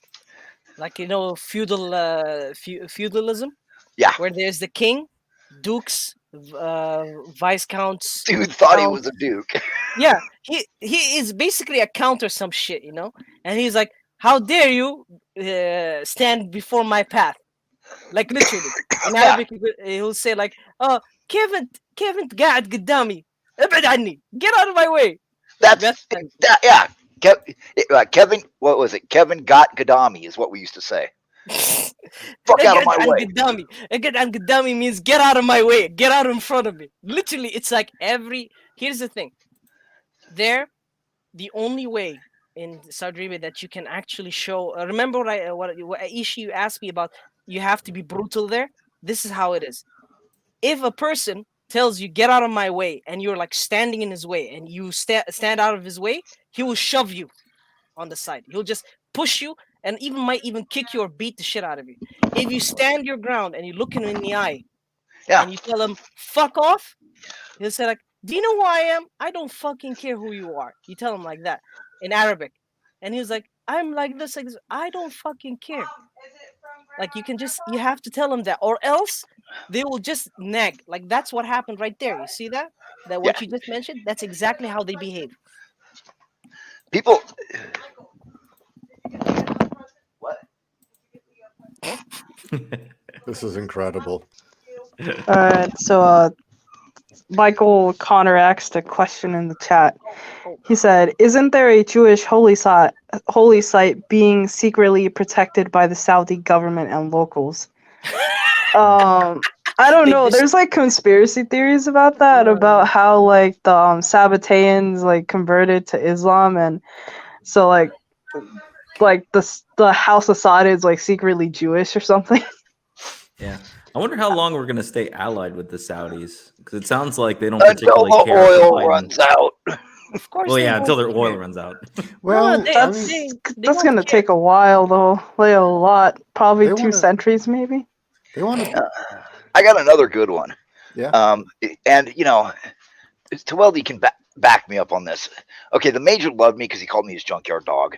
Because I have no fucks to give. Yeah. And he told me, listen, we're going to deal with some Saudi Arabian military officers, and they're real Oof. assholes. Of course All they right. were. He goes, I want Yeesh. you to go full trailer park, Irish mafia junkyard dog. If I tell you, I'm like, okay, all right, I can do that. And we're standing there, and he's trying to explain something in this fucking babbling. And I don't understand a fucking word. And this guy keeps giving me the eyeball, looking me up and down and smirking. And he starts getting close, and I'm like, are they coming in to kiss me? And he Yeah, they're starts gay. nudging me with his hip. And I Yep. shoved him, and I'm like, the fuck off me, goat fucker. And he gets all up on me, and my fucking major goes, get him. And, I got him down on the ground, put my pistol in his mouth, and I was like, you got about 30 seconds before the other people in the cell block can be able to fuck the hole in the back of your head. The major goes, heal. I pulled the gun out of his mouth, went and stood next to him. All of a sudden, all these Saudi Arabian officers are treating the major like he's a god. And he's like, if I thought I could get away with it on the UCMJ, I would lead you around that Saudi Arabian military post on a leash. I was like, why? He's like, are you kidding? I'm a You're a black fucking guy. officer. They're racist as fuck. You And see? they just watched a 200-pound trailer park monster beat one of their best guys. I was like, that was their best. They're gonna lose. Dude, your officer was black? Yeah. Oh my god. Here's the thing. They started treating him like he was royalty. I mean, I'd get out of the truck and roll my shoulders and look around. Boom! They're right over there opening the door for him. Salam, salam. And he'd get out and he would lift his chin and look down his nose at them. And he told me, when I go down the hall, if somebody is even near you, I want you to grab them and throw them against the wall. I was like, okay, I can do this. And I was, and I tell people this, and they're like, well, I've been to Saudi Arabia. It's not like that. I was like, I was there in 1991, dickhead. 1990, dickhead. There's no way an officer would do that. I was like, oh my god. this dude was ex-special forces that worked in the Middle East for like 10 years. That's why he selected me. But people don't believe me that they treated him like royalty. And he would just tell me, you know what? He was like, you see that big guy over there? I was like, what? The dude with the bald head? He's like, yeah, he's giving this man I'm talking to trouble. Go over there, tap him on the shoulder when he looks at you. Just sucker punch him and get him on the ground and take the boots to him. Okay. All right. Come back, and the officer he's talking is like, we get in the truck. He's like, yeah, that guy thinks he's a badass because, he could beat up the other officer's brother. Yep. So that officer wanted you to beat his ass to show that I'm in control. I'm like, are you gonna pay? Is there whiskey? He's like, no, it's a dry country. I'm like, man, what the fuck is wrong with this place? And people are like, no, stuff like that doesn't happen. And I'm like, sure it doesn't. Why not? Sure. Yeah, it never happened. Never walked me around like I was a fucking trained monkey. I still kind of wonder what's going to happen to them. You were saying they want to kick us all out. They want to replace us with the Chinese. I can't imagine that going well. Oh God, dude! Actually, no, that would be the greatest. No. That'd be. Here's the deal. Yeah, I've been thinking about this for a while. It's almost inevitable that I feel like the communist or the Chi-Coms and the Muslims would fight each other. Yeah. So I figure you might as well just they let them already do it. have tensions in Afghanistan because China's trying to get in there, and there's tensions already. Not to on top of that, there's also the what's that region called? Kashmir? No. The region in China that has a bunch of Turks. Burger. Okay. Burger or something or gay or something like that. I don't remember. No, it's the Uyghurs are the people there, the specific Turkish tribe that lives there. But I don't know what the I can't pronounce the region that the Uyghurs are in. But on top of that, there's that going on. So that's gonna like brew over into a conflict. Yeah, they want to boot out all the Americans and everyone that's doing their work for them and replace them with the Chinese. I mean, I can't I've imagine that worked with going well. I've worked with native Chinese people, and Chinese people versus Saudi Arabians is going to be the immovable ego versus the unstoppable arrogance. He is It's going to be fucking absolutely right. hilarious. Oh, I can that's gonna tell be you great. this from experience. I worked with the Chinese in Saudi Arabia. They have their own fucking compound in the middle of the fucking city. And the way they talk and look at people, the absolute arrogance of these fucking yeah. shikams. I'm going to say something that's not going to be very popular. It's going to make me sound really bad. No, But go on. one thing I liked about places other than America and in some places Europe is if somebody stepped up to me, and was saying all kinds of shit to me and shoving on me, I could just pimp slap them to the The ground. chat. Sorry to interrupt. The chat is saying it's Zhejiang. Ah, That's Zhejiang. that's the province. But I could pimp slap them down on the ground, take the boots to them, and nobody cared. Yeah, and that is the honest truth, because again, It doesn't close. yeah. Oh, sorry. No. Go ahead. Yeah, what I was trying to say is like Ralph is 100% truthful in that point. In the Middle East and everywhere else, people respect power. Yeah. Respect authority in the form of I'm the guy with the bigger stick. So if you fuck with me, I will beat the shit out of you or I'll kill you, type of thing. I don't know if it's true or not, but the major used to joke to me when the rest of the unit got there that they were lucky because there was some of those guys wanted to buy me. Yeah. No, really. No, they're real like that. When I always thought he was fucking with me. No, because he's not fucking with you. I was about to be bought too when I was a baby. Oh shit. Jesus. Yeah. They were like, this princess was like, I want your son as basically a eunuch for her. That for her still daughter. goes on. That's Yeah, still going on. Yes. So shit. When I even was, though I'm 30 something now. So when I was a baby, she asked my mother if she could buy me. well, technically, supposedly, Saudi Arabia banned slavery in 1976. I I take don't. it that didn't really go. What it is it's indentured servitude. Oh, Yeah. It's a She step buys- a step up, but not that much of a step up. She buys him from his parents, gives him the snip, and Yep. then he has to work off what she paid to the parents and the snip. Yep. That is And correct. until he's old enough to work, he accrues debt. Yep. Oh god. That is correct. diversity is our strength, everyone. We want this is what we want to hear, apparently. And the funniest thing is, my mother was like, she fucking screamed. She's like, "What? No!" And she's like, "I'll pay you whatever you want. He's a beautiful baby boy. And he has beautiful skin." She's like, "The fuck?" My dad was like, "What the fuck?" He took my mom off that job and took her somewhere else, like immediately. Yeah, before we got moved, before She's the a princess. before the bulk of the military got there, there was some weird shit that went down. Like when the major left, he had this little bag. We're like, "What's in the bag?" He's like, "Jewelry, man." We're like, "What are you, a fucking woman?" He's like, "No, man, trust me." The first time he had to deal with any Saudis, he put on all these bracelets and a choker and like 4 necklaces and some earrings. I'm like, "You look like a Persian hooker." He's like, "Yeah, no shit." He's like, "This is what impresses them. Money." Yeah, money. I'm like, money. I was wealth. like, "Where did you get all that gold?" He goes, "Oh, I went down to the SF unit and drew it out of the cultural packs."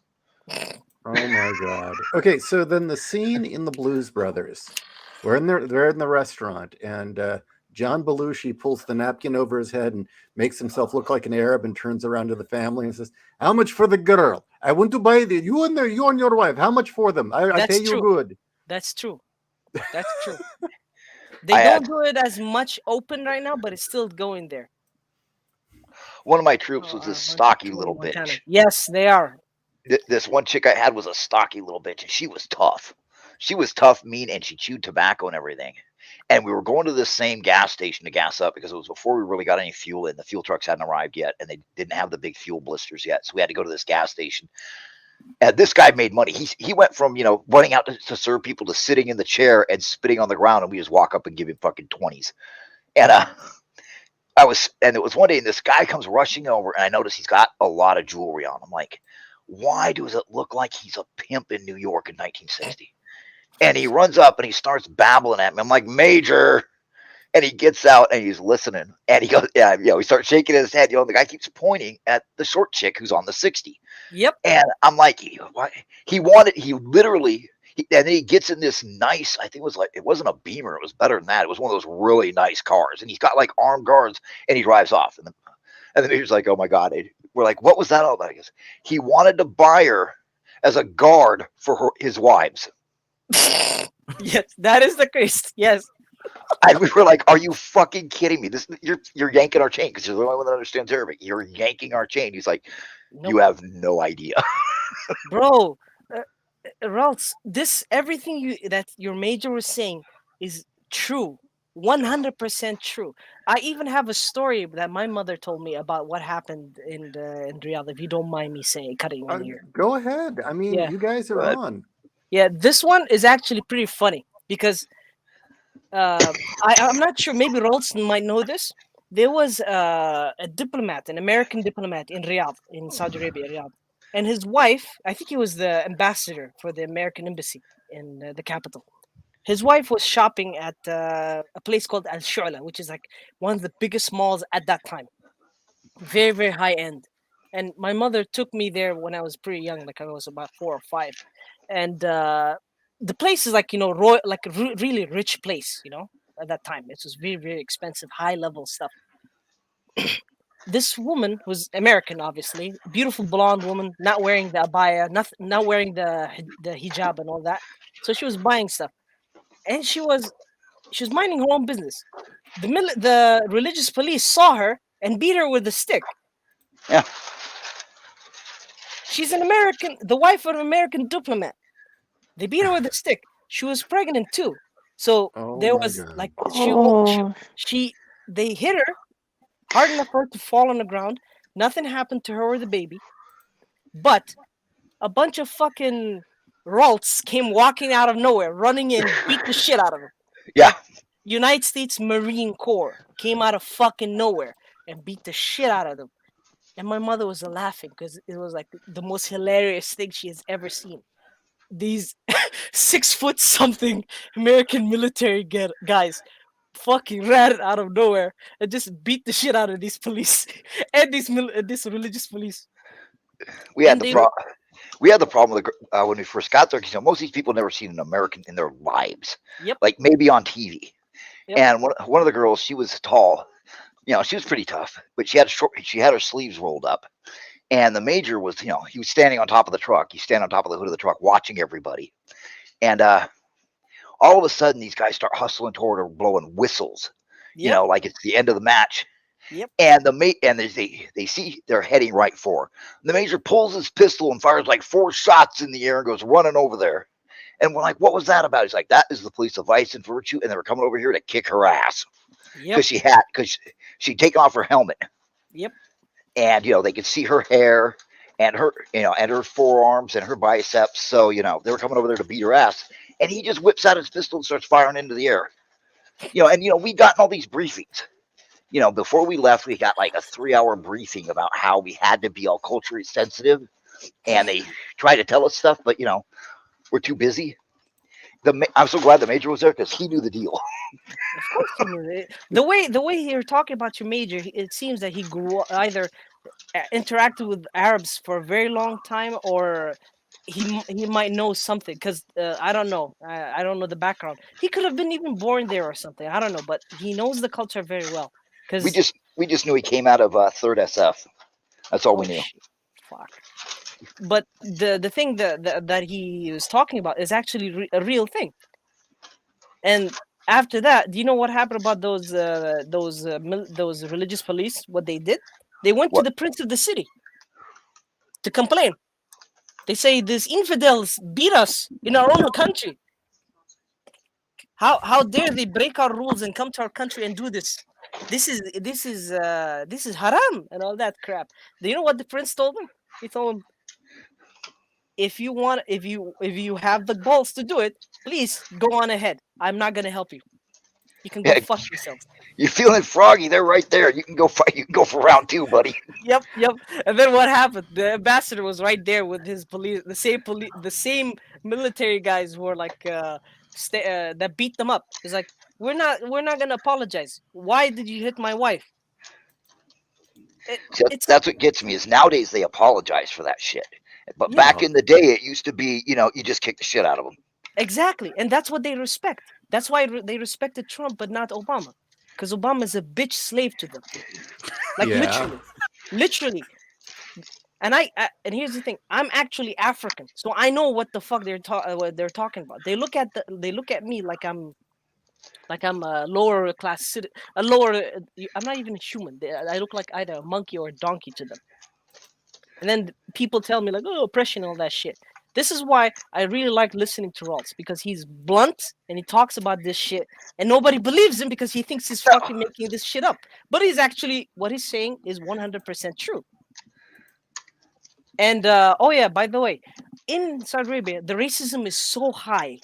The level of racism is so high that the Indians and the Pakistanis do not get along. In the African community there, they don't get along, because the Eritreans and Ethiopians, they get along well because they're technically the same country, even though like on the technicality. But if you're talking about the Sudanese and Somalians and the other tribes, they just literally fight, slaughter each other, beat the crap out of each other, rape and murder and shit. This happens, but they keep it all on hush low, on the down low, because nobody fucking cares. It's in the Middle East. It's a brutal old world out there. And I went to college, and they're like, and these people are like, oh, I went to the Middle East. I went to Riyadh, and I stayed there for 2 weeks. And what they were talking about and what I saw were two different things. Yep, they saw the beautiful outer shell of the capital of Riyadh, which is the middle area of Riyadh, which is the Ulayya district and the Suleymaniya and these type of areas. These areas are like high-end areas, like glass buildings, metal, steel, giant skyscrapers, like beautiful buildings and stuff like that. That's the fake villages. Exactly, and the fake villages. Me, I lived in the fucking ghettos, like in the actual fucking legitimate ghettos. It was so like the roads in these ghettos were so tight and narrow that one car passes at a time. That's how tight it is. That's why I wanted to show you the map, Ishi, because if you look at the map of that city of Riyadh, and specifically the neighborhood I grew up in, it's like pull it up right now. Yeah, it's like square rigged boxes, tightly fit. And that happened because, of course, you know how it is when it comes to like people who don't give a fuck. They'll just make whatever buildings they make. There's no there's no regulations. There's no safety measures. Safety measures? What's that? I heard they build buildings and then they abandon them. Oh yeah, they do. They do. Like they just compete for the tallest building in the desert. Yep, that's correct. The and Chinese also, method. Yeah, and the funniest thing is. Oh, you muted yourself. Yeah. Too well. Probably something happened on the other side. Okay. Actually, this is a good time. Ishi, I think I overran my 20 minutes anyway. Oh, that's fine. You were just hanging out. Yeah. I figured it was really interesting what Tweld and Ralts were talking about anyway. Yep. Alrighty, I gotta jump off. I'll talk to you guys later. Merry Christmas. Take care, man. Merry Christmas. Wait, so was this timed or? Well, initially it was going to be people would wait and they get 20 minutes in the chat, but I think everyone was so entertained by Tuwelde that no one else jumped in. I mean, it's some good stuff. I mean, it's really weird. I try to talk to people about, my experiences overseas and how strange it was. And everybody's like, oh, I went to Germany for 30 days and it was nothing like that. It's like, huh. Oh, I guess we just had different experiences. Oh, I'm back. Sorry, I got disconnected. Welcome back. So I looked at it from Google Maps, and you can see it from the sky, but it won't let you actually wander around the streets. Of course it won't, because Google is not allowed to. Oh, okay. Like if you just look at this, you see these places. They're all like squares. They're basically buildings that are like multiple apartments compressed together. Isn't there also the bachelor section? They stay in until their parents arrange for a marriage, and then they move into these Yes, little tiny apartments. yes, because they're not allowed to leave by themselves. Yeah, because they've got like millions of young men that are doing nothing but sitting in those apartments, masturbating to porn. Yep, or going around raping boys. Oh, that's always famous. I have to imagine things will go Oh, really great once they're all moved into the line. Yeah, into the what? the line is that building that they're making, that new prince is making. It's regarding, oh, we want to be with the WEF, building a new sophisticated building with the most. But it's glass, right? Isn't it? It's Isn't one that just gonna long, magnify it and like toast people inside there? That's one what they long don't canyon that you understand. can't You're leave. talking about Arabs here. They're fucking stupid. So they really are inbred then. They are so inbred that they marry their first cousins. That's how inbred they are. So, back when Jeff Johns still had balls before he completely got TDS and woked out, him having Black Adam show up and basically rule with an iron fist and telling the Justice Society, look, these people need to be ruled this way. They can't be ruled with democracy. Was actually pretty ballsy. Yes, because it's It the was truth. true. It was It was true. true. That's why I knew. That's why I knew. As soon as we went from conquering to trying to install a Western government in Afghanistan, and Iraq, I knew they were going to fail because Afghanistan, they were dealing with people who hit themselves in the head with a hammer because it feels good when they stop, so they can praise Allah because the pain has stopped. Yep. And Iraq are full of people. I don't know how to describe them. They're dumber than Saudi Arabians. Yep. Somehow. Yeah. And I've met individually. I've met Iraqis when I was in college. Great people. But they got into America. But the ones I always ran into, well, and like I said once, it's different when you're interacting with them and you're heavily armed. Arabs are very polite when you're carrying enough firepower to level their shitty little village. If Yep. you're not, I have to imagine. if you're not, they are extremely rude, aggressive, confrontational, and basically bullying. Yes, that is 100% correct. Because to them, you are an outsider. You are an infidel. It doesn't matter even if you're Muslim, they will also look at you differently. It doesn't Well, matter. Again, when I read Tom Crumpton's Caliphate, again a sci-fi novel about a Europe that has become a caliphate, and the U.S. being at war with it, the thing that kept coming up was that the society itself pretty much required people be this vile to each other to get by, Yep. and that the entire social structure seemed to be based on putting everyone else below you or showing, putting people in their place. Yep. I can tell you something interesting. Now, militarily, the Arab states have a huge problem. Let's say a major, actually a captain, finds out that there's American tanks coming, right? He won't tell his major. He'll keep it to himself, and they don't warn each other about this shit.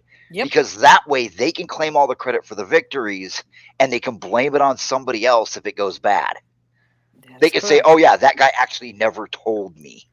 Mhm. It's so weird, and we had to deal with that. And it's like, this is the fourth time I still remember the major. This is the fourth time I've told you this. I come back here, I'm gonna have my junkyard dog break all your teeth out.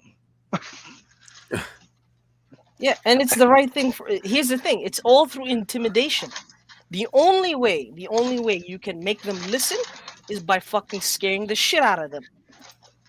Which was why I was in the parking lot doing push-ups every time I initially got out of the truck.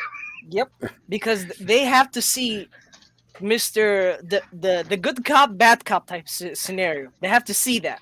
Okay, well, Rolls is basically the fucking Terminator.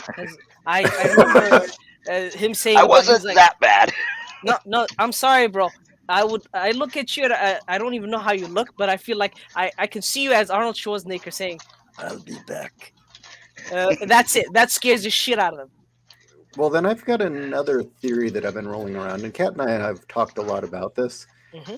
Is this truly a Saudi problem or a Middle Eastern problem? Middle Eastern problem. Middle East. Because when I was doing a lot of research, again, for Titanium Rain on fighter pilots, Except for Jordan. Jordan is Yeah. weird.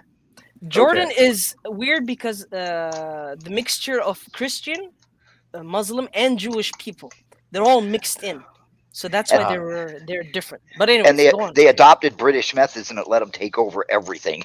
Yep, that's why they're so successful compared to everybody else. But anyways, go on, Ishi. well, one thing that I had read, when I was writing that series, I wanted to read every account possible from a fighter pilot.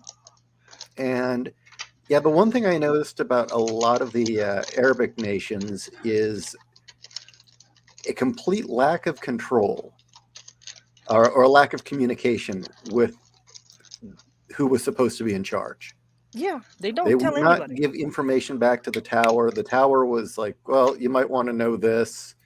Very disorganized. Mhm. There was also a lot of problems with the pilots. Was it the Saudi pilots or was it the Kuwaiti pilots kept crashing their planes because they didn't want to take instructions from female ground crew? Yeah, Oh. yeah. That one is like, literally, it's like, oh, you don't fucking say.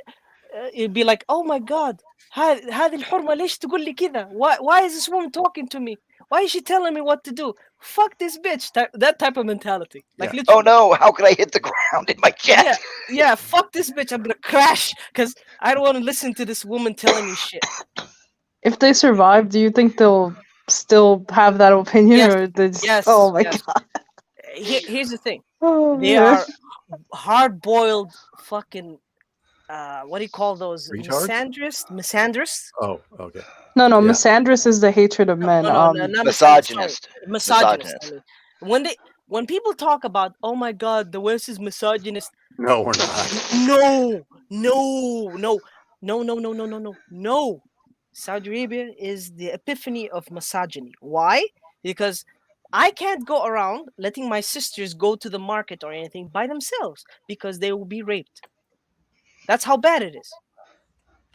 And then people tell me like, "Oh, America and Canada is fucking bad." They're Like really. it They see a annoys me beautiful. when these feminists go, "This is rape culture, bitch. You don't have any idea what actual rape culture is. Go to the Yeah, Middle East. I freaking dare you."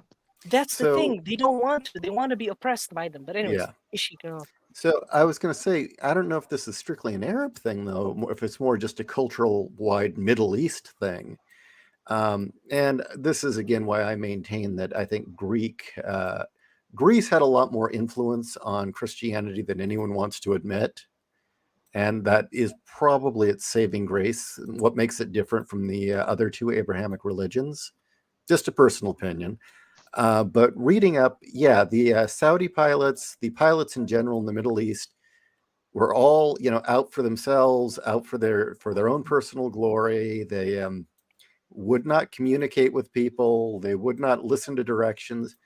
But on that fair note, the only reason the Israeli Air Force was knocking down their enemies was because they were so disorganized. But then you read the stories about the Israeli Air Force, and they had a severe problem with their pilots lying to their wingmen to fly off in another direction so they could get the kill. Yeah. And it's like, in our Air Force, that you would no longer be flying a jet. If You'd did have that. somebody like me showing up. Yeah, Hi, you would no the longer major be wants in me a to jet. talk to you. But then it Wham! was a real commonplace for the pilots to lie to each other, or your flight lead to tell the squadron, okay, you're all going over here because I saw something. So then the flight lead could go out and get the kill. Yep, that is correct. Even it's a Middle Eastern thing. That's why I said it's a Middle Eastern thing, not not a Saudi Arabian thing. It's the Middle East, the Arab world, and that region of that world is backwards. I'm actually surprised the Israelis do that, like lie to each other. Of course they do. They're Cause just a like part of the Middle didn't East.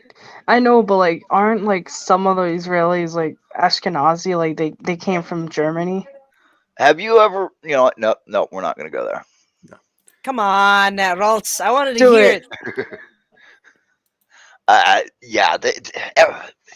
The idea of being truthful to one another is, He's a Christian. truthful and upfront is a Christian both a Christian and a Western thing. I would And agree with that. it actually comes from the really early years when everybody had to pull together to make it through the winter. You had to trust your neighbor when he said how much food he had to make it. Yep. And you had to trust him when you were going out and hunting in the snow. And you had to trust him that, hey, I saw 5 wolves over there, so let's go this way. Not I saw 5 wolves that way, you go over there and I'm gonna stand here and then you get eaten. He goes home and have sex with your wife. Mhm. We had to have high trust communities. And it's you get into trickster gods and trickster spirits and stuff like that for how the civilizations. Oh God, I'm showing that I'm educated. Hang on. Anyway, you get into trickster gods, trickster spirits, cultures. The difference between honor cultures that are where honor is based on solely on combat and trickery. A lot of people don't realize. Yep. A lot of the Arab states, if you trick somebody and you're successful and you get to dance around and point at him, call him a sucker, Yeah. you gain a lot of honor, more than if Yeah. you just beaten him in a fight. Yep. That is It's correct. interesting that you used the word sucker because that was the one I kept encountering. Is that in the Middle East, it seems like nobody's happy unless somebody's the sucker. The idea Yep. of everybody getting along or everyone saying, hey, this works for all of us is like, doesn't exist. Somebody's got to be a sucker. Yes, exactly, and that is the case. Okay, In so our, that is in true. that is Yeah. 100% the case because, for me, remember what I told you. You have to be cruel. In Arabic, you'd say تعطيهم العين الحمراء, meaning you give them the red eye. You have to be cruel and merciless, and at the same time you have to be really vicious and trickery. But here's the thing, Mhm. my conscience, because I'm a Christian, like literally, I'm an Orthodox Christian. Okay. So one of the older sects of Christianity, and my family is very stringent on that. That's what kept me from becoming a Muslim to begin with. Is that my aunt actually showed me that the way the Bible, and she explained it to me. So So that's why we're able to be friends. exactly, exactly, yes, that's the reason why we're friends. Because I grew up Christian. I did not grow up Muslim. I was in a Muslim country, but I'm Christian. My mentality is very westernized, even though my parents aren't as westernized as I am, because I believe in what Ralph said exactly. That is trust. I trust my family, and they trust me.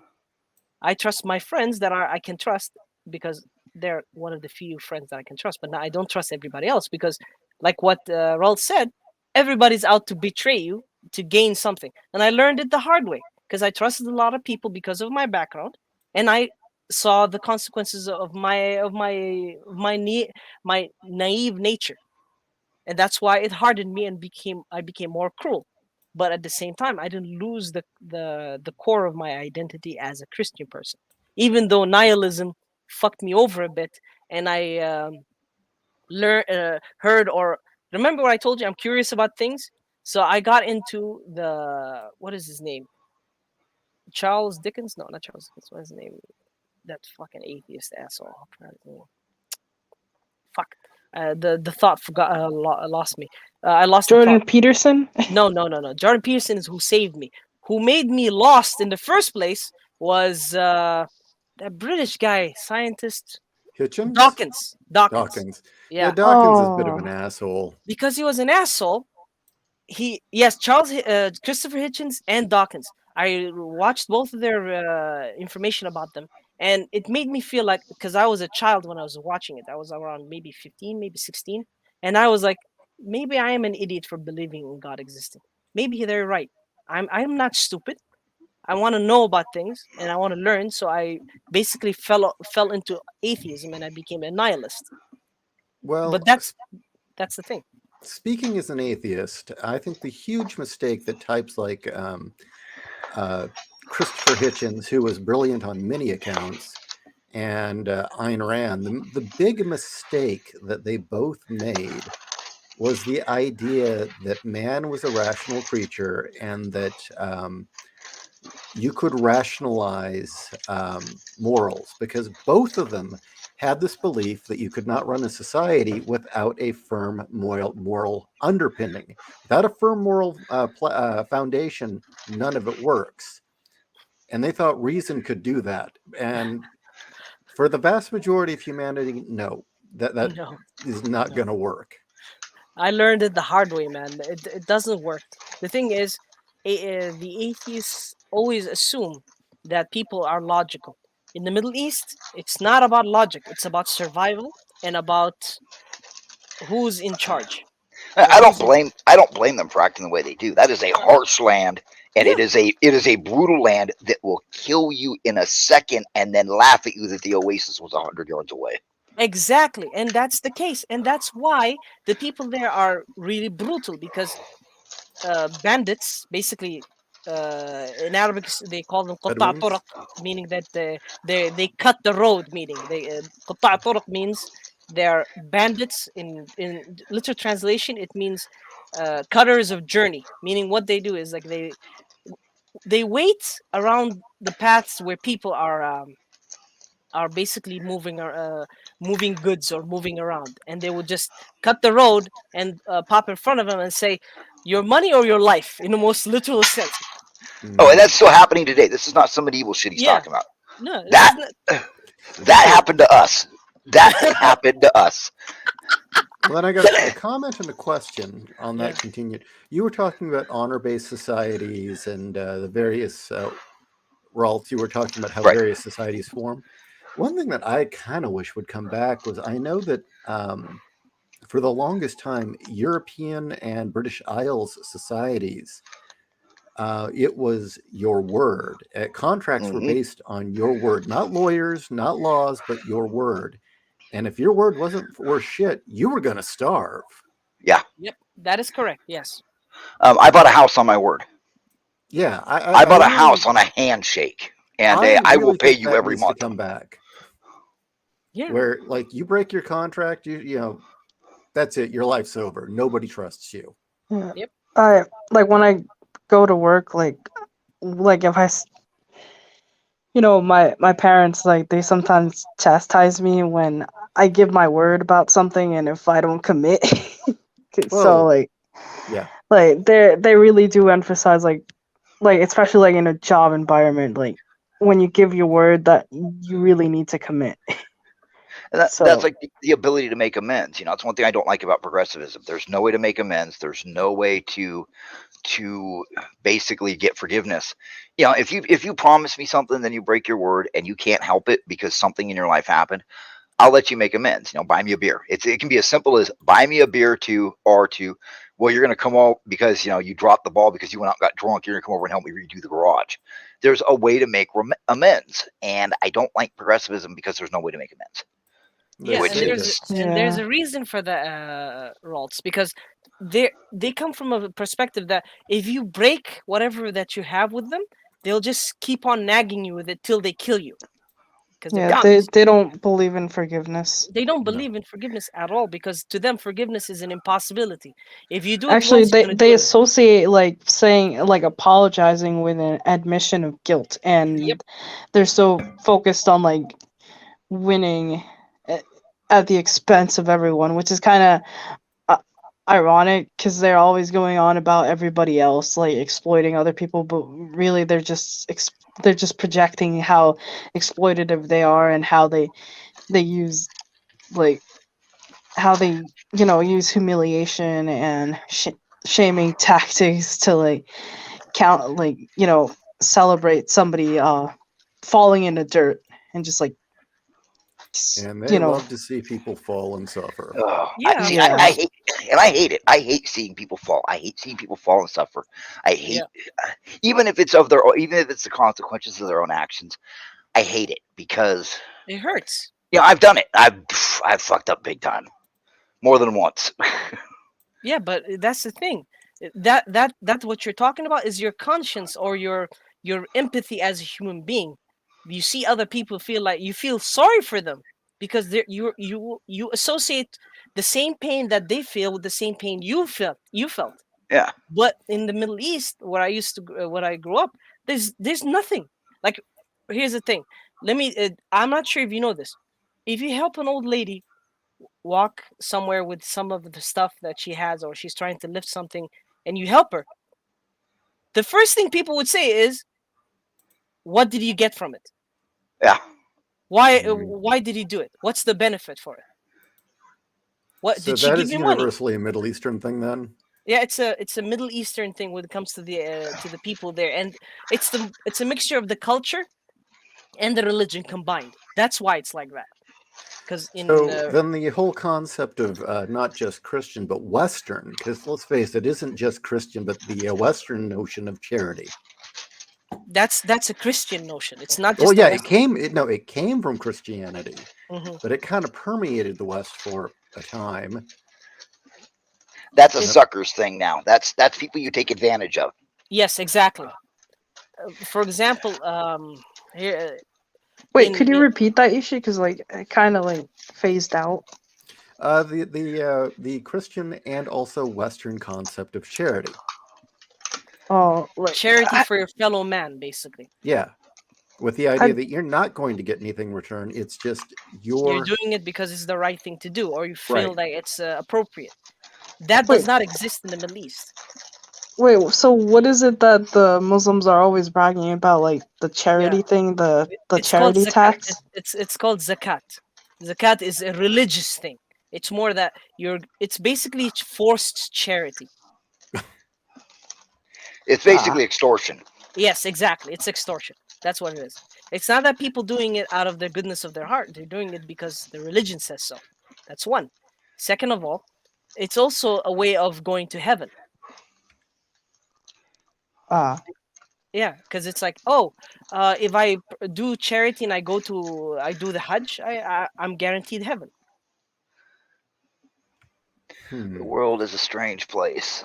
Because, Yep. yeah, I mean, you do bring up Christianity, but I have to admit there are other cultures that did develop it. Not very many, mind you, but some Hmm. did. One being Zen Buddhism and Shintoism. They've got the notion that uh, reaching, what is it, Buddhahood or Satori, just reaching that sort of enlightened state was so impossible and that life was going to suck and you were going to get it wrong. That the one way you could balance it out was by doing good deeds and charities. So, I mean, it isn't quite, I mean, am I making sense? Yes. Yeah. Yes, you are making sense, but Yep. the notion the points that you're trying to make is where the issue is. Because, for example, my family, as I said before, are Orthodox Christians, and they were actual Christians because the religion of Christianity embedded itself in Eritrea a very long time ago. Mm-hmm. It's not something that it's not from a European descent that Christianity came to Eritrea. Christianity came from Eritrea from the Jews that had converted during The Jesus's period when yeah, Right. I heard a Paul. lot of them. I heard a lot of those Jews were actually Hellenized, and Yes. Yeah, they were. they were excommunicated by the other Jews who They were the ones that were being killed at Hanukkah. Yep. yep. They. Those were the ones. Yep. And they moved to parts of Ethiopia and Eritrea. That's why there was a Jewish population in Eritrea and Ethiopia. But when the Muslims came in, they just went, they disappeared. Why? Because they killed them. Oh no. You see, they left to join their god. Oh yeah, they left to join their god. Basically, they Ancient aliens, so that means the aliens came back and took them on the ship. yeah, that could be the Wait, case so too. Ishi, did your people visit Eritrea at some point? Maybe No, that's why that I'm was intelligent. Reptoid territory. Never got to go there. Oh Well, luckily for damn. me, I'm not reptoid then. Now, the funny thing is he was mentioning bandits, and I know all of you have this imagination of some caravan full of mules and carts, and some dude moving spices, and some guys rush out with camels and waving swords over their head. No, it goes on today. Yep, cars I'm and imagining like motorcycles Like No, the no, stuff, no. Toyota pickup trucks. ah, Yep. I was just Basically, imagining like the technical. I the was tech- imagining the motorcycle gangs from Akira just like in the desert. No, that's Venezuela, and I'm not Ah, kidding. That's really damn. happening in Venezuela. It was hilarious because we're rolling down the road. We've only been in Saudi Arabia like 4 days because we landed in the middle of nowhere thanks to the Air Force not smoke jumpers, but the Air Force guys. And we roll off with the vehicles and we're doing dumb shit because we're dumb. And we got like 4 vehicles full of dudes with guns and ammo. And all of a sudden, like from behind, because your eyes go numb looking at the desert because it's fucking desert. So your eyes go numb, and even though it looks like you shouldn't see these tarps held up on sticks that are the same color as the ground, you look at them afterwards, you're like, how did I not see that? But because your brain's gone numb staring at the desert, you didn't see it. And they roar out from behind these tarps and Toyota pickup trucks and pull in front of us. Yep. And this big guy gets out, and he's got like, I don't know, 5 AK-47s on his back. And he's got like 8 belts of ammo crisscrossing. And I'm like, what the fuck? And he starts yelling. The major goes, he's robbing us. I'm like, he's robbing us. He's like, he's robbing us. I'm like, well, what do we do, man? Do we like call the cops? He's like, do you see any cops, you trailer park moron? And he goes, get on the 60 and give all the trucks a burst. I was like, okay. Man, those guys vanished. They left one of the trucks didn't work. They left it behind, but they just vanished. He goes, all right, let's go. They won't fuck with us again. And we would drive by, and you'd see them waiting behind the tarp, and they just wave at us as we went by. Okay, I've got another question. Yeah. No, I was just gonna say it's because they're like, oh shit, we can't fuck with these people no more. They'll kill us. We had more ammo and are willing to use it, and he just waved at us, and it was like so bizarre. And people think, oh no, okay, well maybe that was 30 years ago. It's not today. No, they're out there in the desert right now, watching down the road with a pair of binoculars. Yep, they're still the same. Okay, I got another question for you because I've heard this on multiple accounts, and it always kind of baffled me that when the United States set up roadblocks throughout Iraq, right, to just do checks, there seemed to be this notion that when Iraqis would see the roadblock, instead of slowing down, whether they were innocent or not, yeah, they would floor it. Mm-hmm.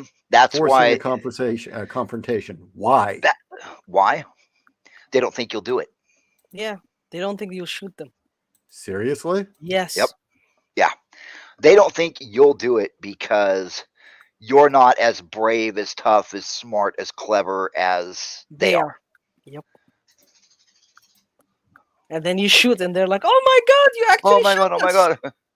How could you shoot my husband? He was only driving at you 90 miles an hour after you yelled stop and did flares and sent us a postcard.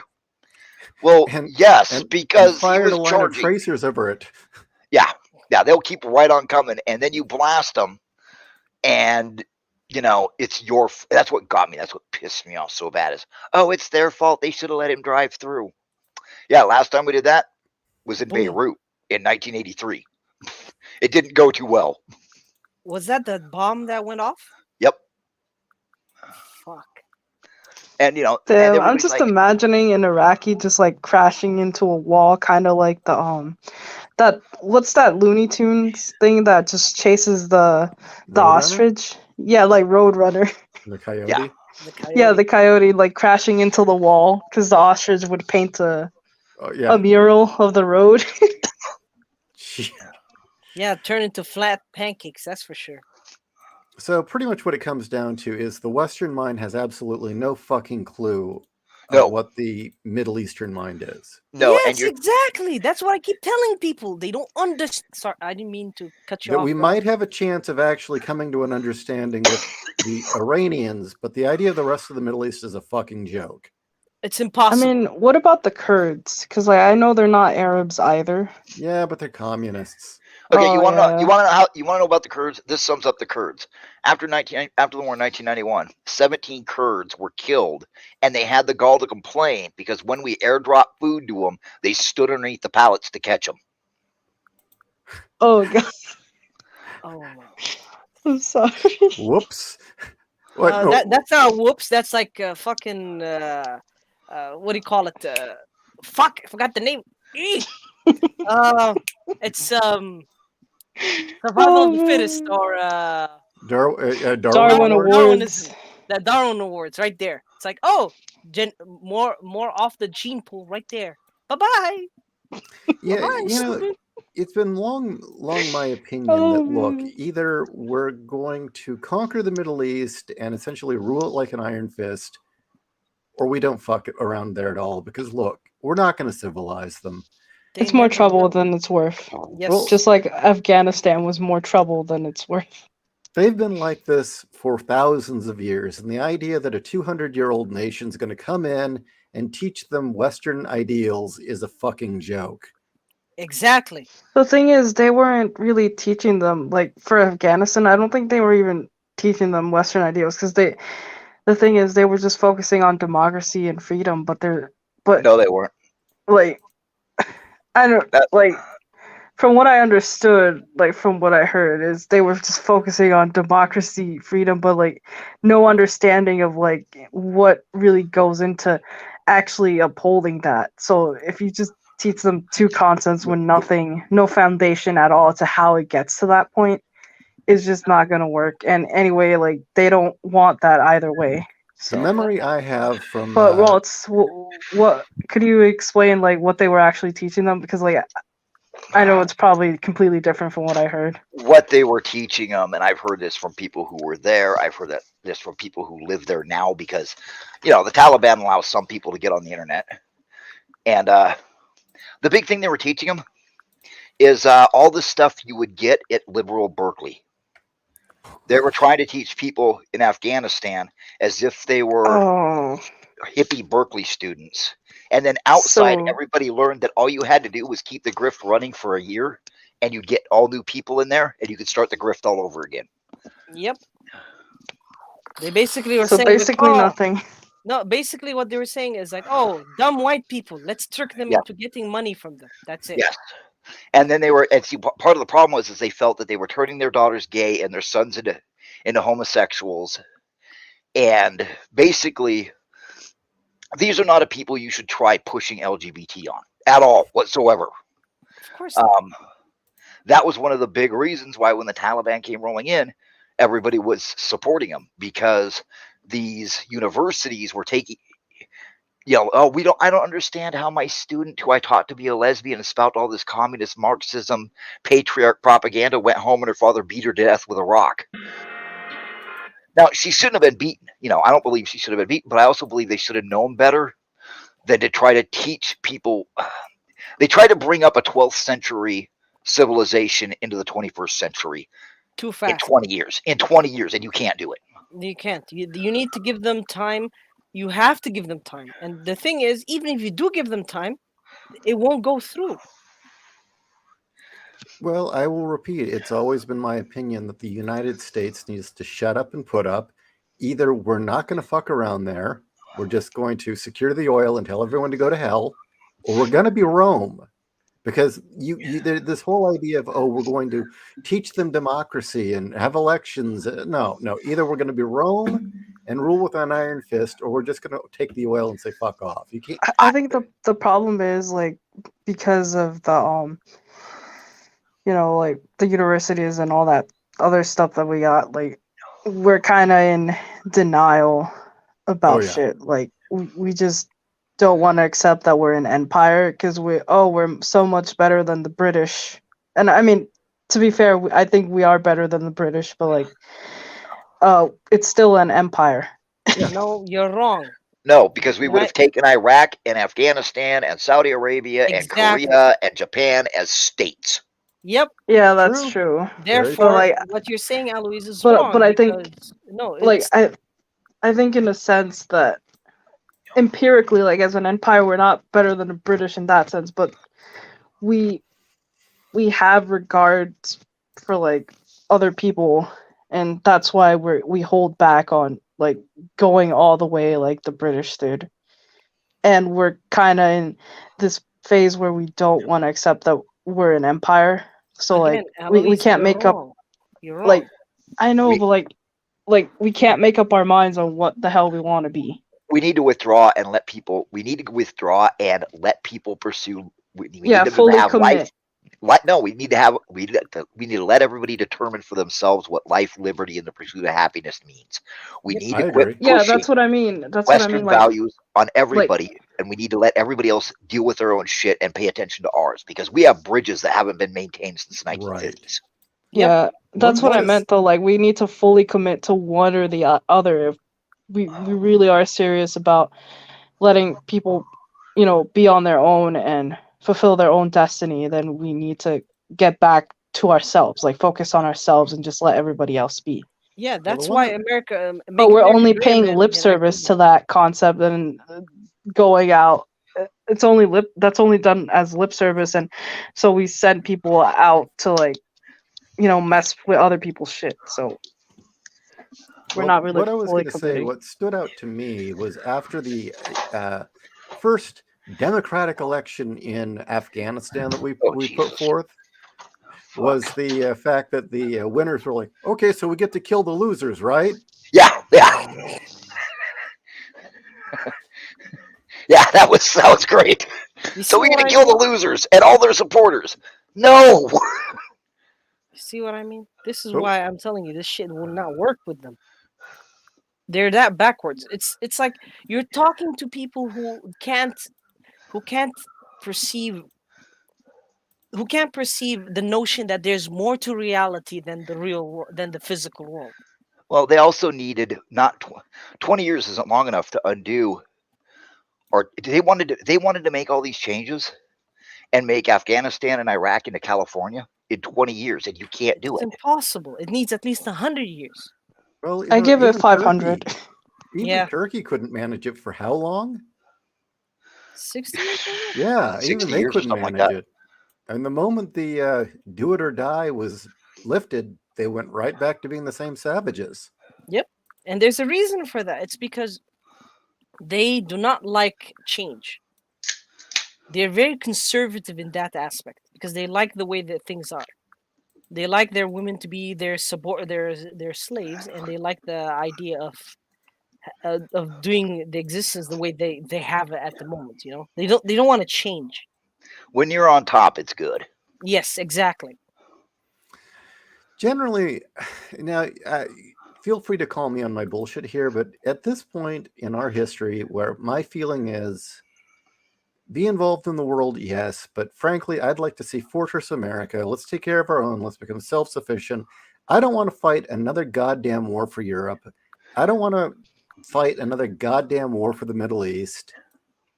I would really rather see us take care of our people and our home and our kids. Yep, And, I and I would completely agree with agree with you. and I would agree with that too because I'm not even an American, and I want America to be the best that it is. I want to be the American Japanese see us as. Yeah, yeah. Well, Yep. see, that was a really interesting relationship, and it's weird.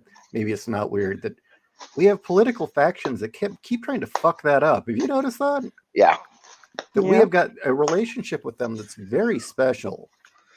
That was almost up there with the relationship we had once had with Britain, and there are people in Washington that want nothing more than to fuck that up. Of course, man, because the thing is, they don't benefit from that relationship. They benefit from the money that they get from China. War Fuck is a China. racket. Yeah, war is a racket. Yeah. Yeah. It's I mean, and I guess another thing that'll be interesting is if the Saudis do replace all of us with all of their, if they get rid of all the Americans in their country and replace them with Chinese. That's gonna be hilarious. it's Well, gonna I be a guess they don't messy, messy. realize that in China it's considered fair game to steal, rob, cheat, and steal as long as you're not caught at a Yep, job. yep. I'm guessing they don't know that. They don't know that. I think the Chinese are gonna exterminate the Arabs. I'm Of sorry. No. course, of No. course they would exterminate them, take all the oil, and this is all for China. Yep. Oh God, I've worked with Chinese before, and holy shit, I'd rather work with Russians. The thing is, I believe that is the best thing that you can ever Where is it? Hold it from? Hold No, on. I think the Arabs are gonna regret their decision. It's gonna be like the Africans that who mentioned like because they kicked out the West and brought in the Chinese, and then there was this quote I remember seeing where an African was like, the Westerners, they taught us their language, they taught us their ways, but the Chinese, they teach us nothing. They just take our things. Yep. Yep. I I'm keep telling people paraphrasing. that. I don't remember the exact quote, but it was along those lines. Was that from that documentary where a train company had hired a Chinese firm to fix their railroad? Oh God, Empire of Dust. Yeah, wasn't that Oh my incredible? God. Yeah, That Yep. just said Yeah. it all, didn't it? it was. I was. Africa is not my favorite place. Not And not even mine. And oh I'm boy. African. Wakanda, And it yeah, wasn't. Empire of Dust was pretty much how it was. And I learned something going out to all these different nations and all these different continents. Everybody views Westerners as suckers. You're either two Exactly. things. You're Exactly. either Yep. tough enough to throw them through a plate glass window, or you're a sucker. Um, Yep. I don't want to Even be grim here. I don't want to be grim, but I keep hearing a saying, which is white people are very nice. White people are Yes. very nice, very charitable, and very patient until they're not, and then Until they're we're not. hell on wheels, or Yep. they're hell incarnate. Now I don't know if that's Yep. true or not, That but is true. That is it's true. true. And there's a reason for that because the problem with other people, other cultures and other people is they like a sucker, but they don't like a very annoyed powerful person because an annoyed powerful person will beat the shit out of them. okay. Can I take a step further then? Yeah, go on. That comment was from the Holocaust. I can believe it. Yeah, Okay, that's all. Wait, that from that the com- what? the That Holocaust. comment I made was from the Holocaust. Wow. But who said it specifically? I do not recall. I remember it seeing being tied to Rutger Kipling, but I don't think it was him. Was it in regards to like Weimar? To To Waymore? like Weimar, Germany, like afterwards, like Yeah, I think so. Well, have you heard of the Saxon began to hate? Yeah. I think I've heard of it, but I don't. It was a poem he wrote that was basically essentially saying exactly that. Well, we're nice people. We'll help you. We've got a culture of helping you, of helping others, because It's okay. the right thing to do. Plus, it has to do with environments. If you were ostracized in Europe, you were dead. You're not making it through the winter. You're not probably even going to make it through the summer. Most other places, if you were ostracized, you could make it. You could make it until you found somebody else to take you in. So we're really big on helping other people, helping each other. And the majority of the rest of the world looks at that as you're a Weakness. sucker. Weakness. Big time. Yeah. Yep. Yeah, in Europe, banishment was a death sentence. You were going to freeze to death very quickly. Yeah. Sorry, my phone keeps fucking this notifications. I'll mute it. You know the thing that I've come to notice when it comes to Western society is people are very, very, very nice. Okay. Until we're not. Yeah, exactly. Till you're not, and there's a reason why you get upset because someone stepped on your toes, someone Yeah. annoyed you, someone said something really inappropriate. So it's understandable that people get upset. But a lot of people are actually very forgiving. For example, on a personal note, I thought I was making a joke with one of my colleagues at work, but he got really upset, and he told me to my face. And I'm like, "Oh, really? I'm sorry. I didn't think it was that painful. I apologize." And he accepted my apologies, and it was done. You can't have that in Saudi Arabia. You have to beat the shit out of each other. There isn't like there is no communication or words being thrown at each other. Instead, it's only fists. I got a question. Raltz, what was it like dealing with Russians? When I They're dealt with them, awesome people. They're I dealt awesome. with them in the '90s, and They seem like uh, a people that just expect life to suck. Yes. they either they expect life to suck, or they think they're the pinnacle of the universe, Mm, and rarely was it in between. I worked in a couple factories where they brought in illegal immigrants from Russia, and I couldn't stand those people. A lot of stealing, a lot of taking advantage of other people, bullying them, Of course. really? Commies. and I really didn't like it. I quit one job because they brought in the guy who was running the joint was talking about, oh, I found a bunch of guys who will work really cheap, and it turned out to be like 30 or 40 illegal immigrants that were Russian, and they were the worst people. Yeah, I did not enjoy it. Well, here's the I next mean, question because I they're like giant. individual. I like some that I've met. Some of them I met that I really like, but Mhm. Well, that was my next question. They're a giant country. Do you think that could be regional? I think it's regional. I'm just curious. I mean, my interaction with Russians was very, very minimal. The few that I met were in San Francisco. They were, mostly they were people who were running stores in a certain part of town, and they generally struck me as nice, but I didn't really know any of them. So, And well, the other thing is a lot of these guys were Russian mob, oh, okay, Oh, that's different. which the that boss explains didn't it. find out till later. So And they by was that time, they'd pretty much taken over his business. fuck. So basically, they were using it as a front. Yeah, Damn. they were I feel working sorry really for them. cheap. They were working super cheap, but then they launder it through there. Yeah. So they're working really cheap, but in act, they're flashing all this cash, and they can say, "Oh no, I'm employed." Yeah. Oh, by the way, I like Wolf said, he worked with a Russian.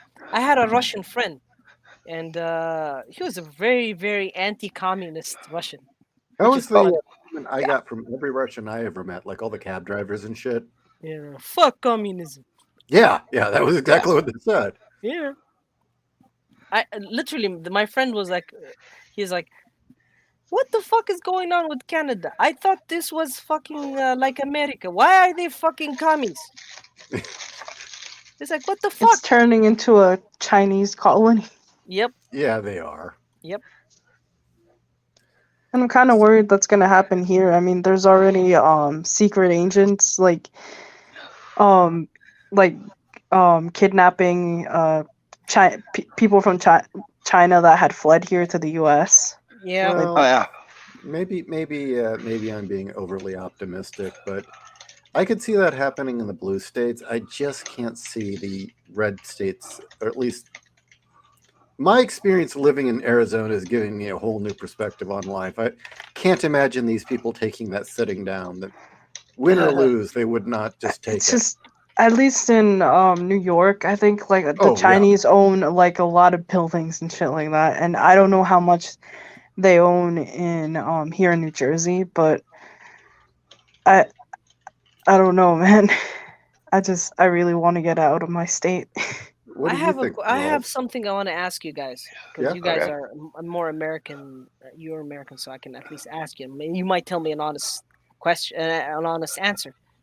Is there shouldn't there be rules against people from other countries buying property in your country? Oh, Yes. that there should be but Yeah.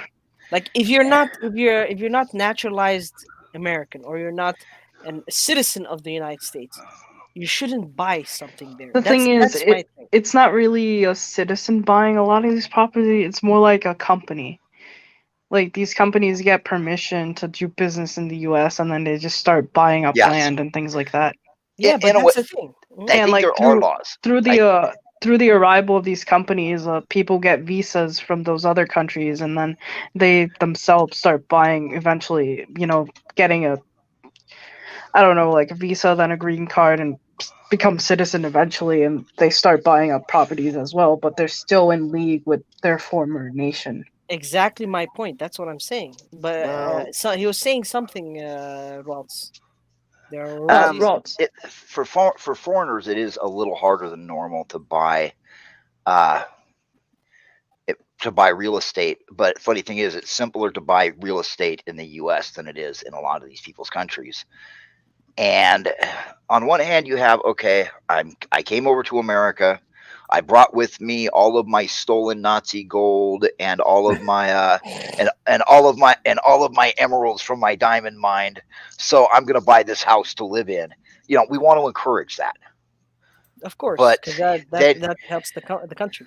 Yeah. and then you have corporations like a big multinational corporation goes, hey, we know we're headquartered in the Isle of Doom out in the Pacific, but do you mind if we build a corporation in this city? And America goes, sure, go ahead, because it's supposed to bring in jobs and revenue, but it never does. Yep. And but what happens is you end up where California, Oregon, and Washington have taken it on the chin. Uh, a lot of property is owned by foreign countries. And the Midwest is taken on the chin now with foreign companies, China specifically, buying up huge swaths of agricultural land and then doing nothing with it. Because they want to starve America. That's why they're doing it. Well, they better keep on working because I've got a big. Okay, remember now. Do you remember what everybody's complaining about with the Ukraine war? Is everybody's going to starve because the Yeah. Ukraine, a country about the size of like Oregon, is the breadbasket of the world? That's bullshit. Because you Of know what we Europe. grow? Do you know what we grow? We grow corn for ethanol. That's But what we not We grow. for food. rapidly change our crops immediately. Right, but that's what we grow now. Yeah. That's why California makes more money. California makes more money off of agriculture than any two Midwest states combined. California is the one that feeds the world. Well, they do cash crops. Now, again, I- maybe I'm an optimist. Maybe this isn't too optimistic, but I honestly do I- think we are tumbling towards a very hard breaking point, and it's not going to be pretty. And Yeah. I don't see. I don't know. Again, maybe I'm full of shit, but living in the state, I just can't imagine my neighbors and the people I deal with on a day-to-day basis accepting this. Just the way Because they're they won't. behaving. Because Well, they if won't. if That's They you the want won't. to if you want to know if they'll accept it, look how they accepted the lockdowns and everything when it became really obvious that COVID was nothing more than a cold. Oh Oh, they man. ignored it. That I'm was one of the surrounded great by things. people who complied. That was one of the great things about Arizona was that people were already breaking the COVID lockdown laws. Yeah. I'd go to the supermarket and you'd get like Bubba's out there with their trucker hat, with no mask on, and if you'd see the clerk walk up and he'd just look at them and they'd walk away. See, I understood what it was like going to the DMV because who knows who's coming through the DMV. Yeah. I didn't even mind doing it at like Walmart or Sam's Club because I might encounter somebody who has cancer. Let's it didn't bother me, but I'm not wearing it in my car, and you're not same. stopping me from going to dinner. Mhm. You're not stopping me from going to my friend's house. You're not stopping me from sitting in my front yard smoking a cigarette. If you don't like me sitting in my front yard smoking a cigarette, why don't you come back with SWAT? Because I'm gonna shoot you myself. It's not even that. It's like I'm gonna make a big pain in the ass. No, malicious compliance. That's the way to go. A Oh, lot of by the way, people. Rolls, I wanna tell you this. In my family, I'm the only one who's unvaccinated. Oh wow, I I'm know that feeling. Same. I'm the only one who didn't take it. I lost 2 jobs because of it, Damn. and they were like, if you don't take it, you will not be able to work." And then one of my friends told me, like, "I got your back. Don't worry. I'll help you out. Just do what you believe is the right thing." And I told him, "Thank you.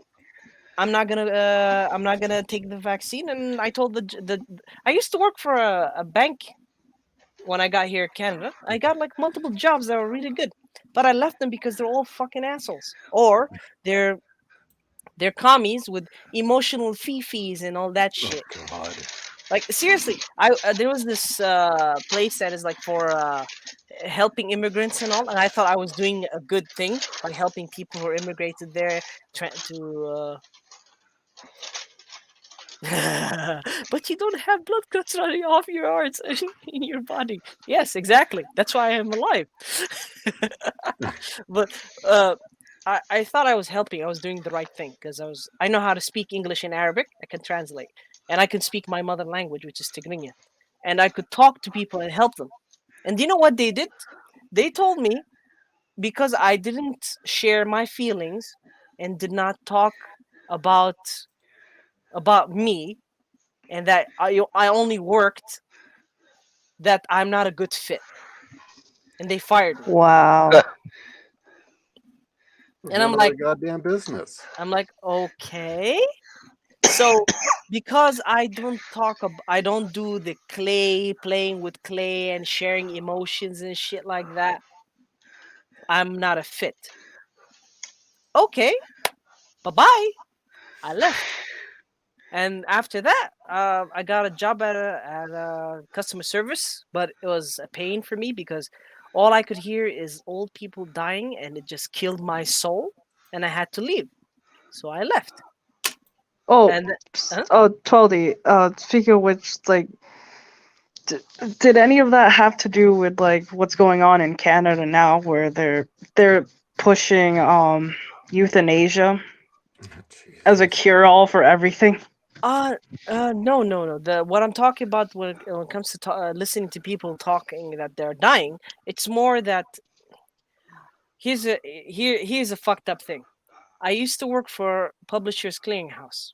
I know. I'm sure that you guys, as Americans, might know that. Oh, you know that? Yes. Yeah, and I thought it was a legitimate business because I was working with Sky Bridges Americas. It's a company that basically does customer service for other companies.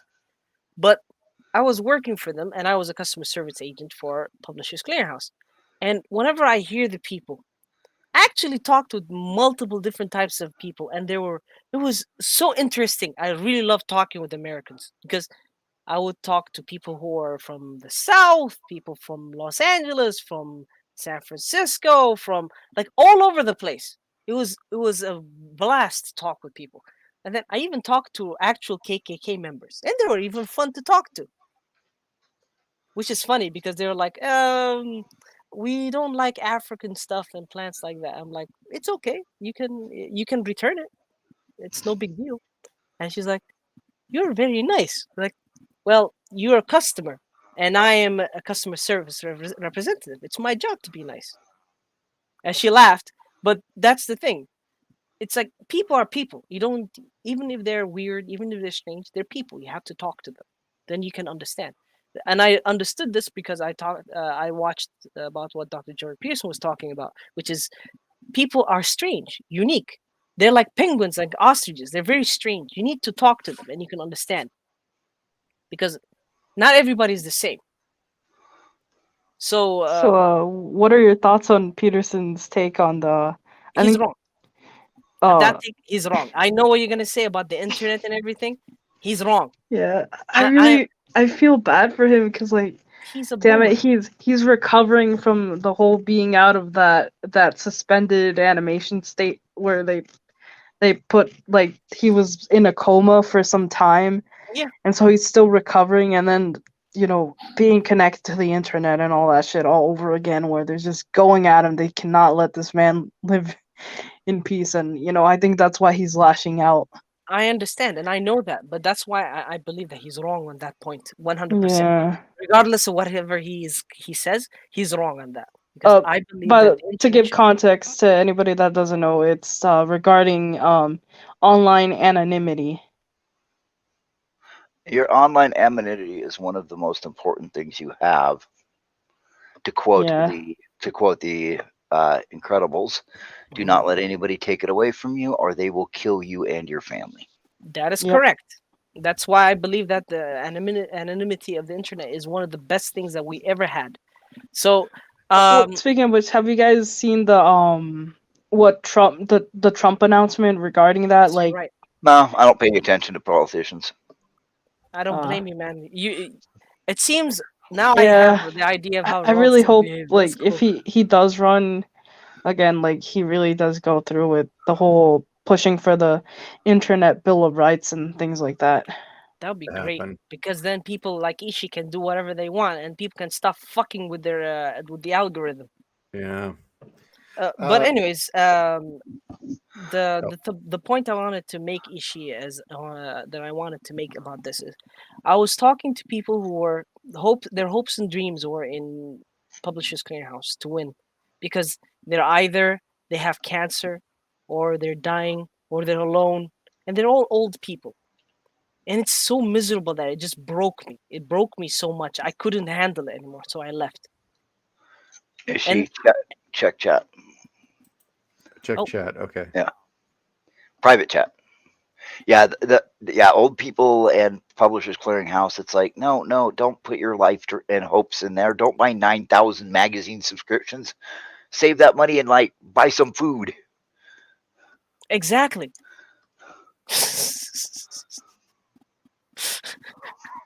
Throw that one up there. You want me to post this? Yeah, post that up there. Okay, Wait, sure. wait. Did you said the right one? I'm pretty sure. Here's the thing. I'm more of the for me, it's more that I am the sadist, not the masochist. So for me, it's the other way around. That's Still, me. though. I But love still, that guy's expression. I love his yeah, expression at the end. his expression is perfect because it's exactly how people get disappointed. Like It's they like, get disappointed so bad. man, Like it's like never meet your heroes type of moment, or never meet your masters. because he knows what he wants. Yeah, he wants to be degraded and enslaved and whipped. What he got was a simp. I thought that was the first time I saw that. I could not stop laughing at his expression. Because it's funny. The funny thing is, Wait, this so guy- is that the reality behind all those Wait, so would this be the reality behind the reverse, where it's a black woman complaining about all men, like about the white man, and then like yes, she's yes, married to the so yes.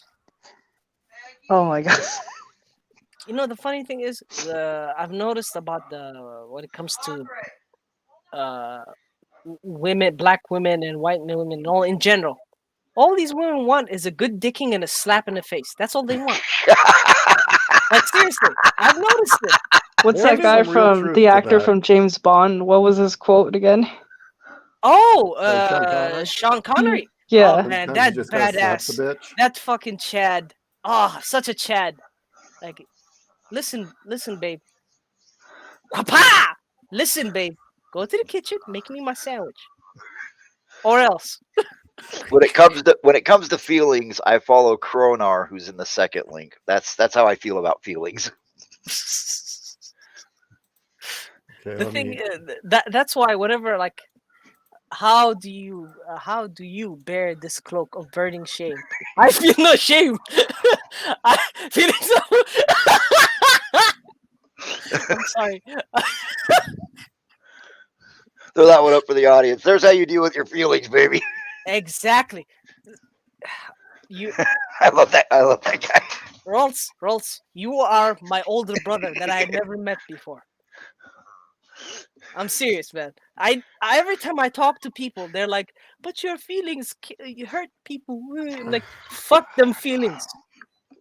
You know, there's a reason Stoicism exists, and it's a reason it got us so far. Yep. Well, they taught us in the 80s and the 90s that your feelings are your own and nobody can make you feel a certain way. Now, see, I got this when I went to anger management. Big surprise.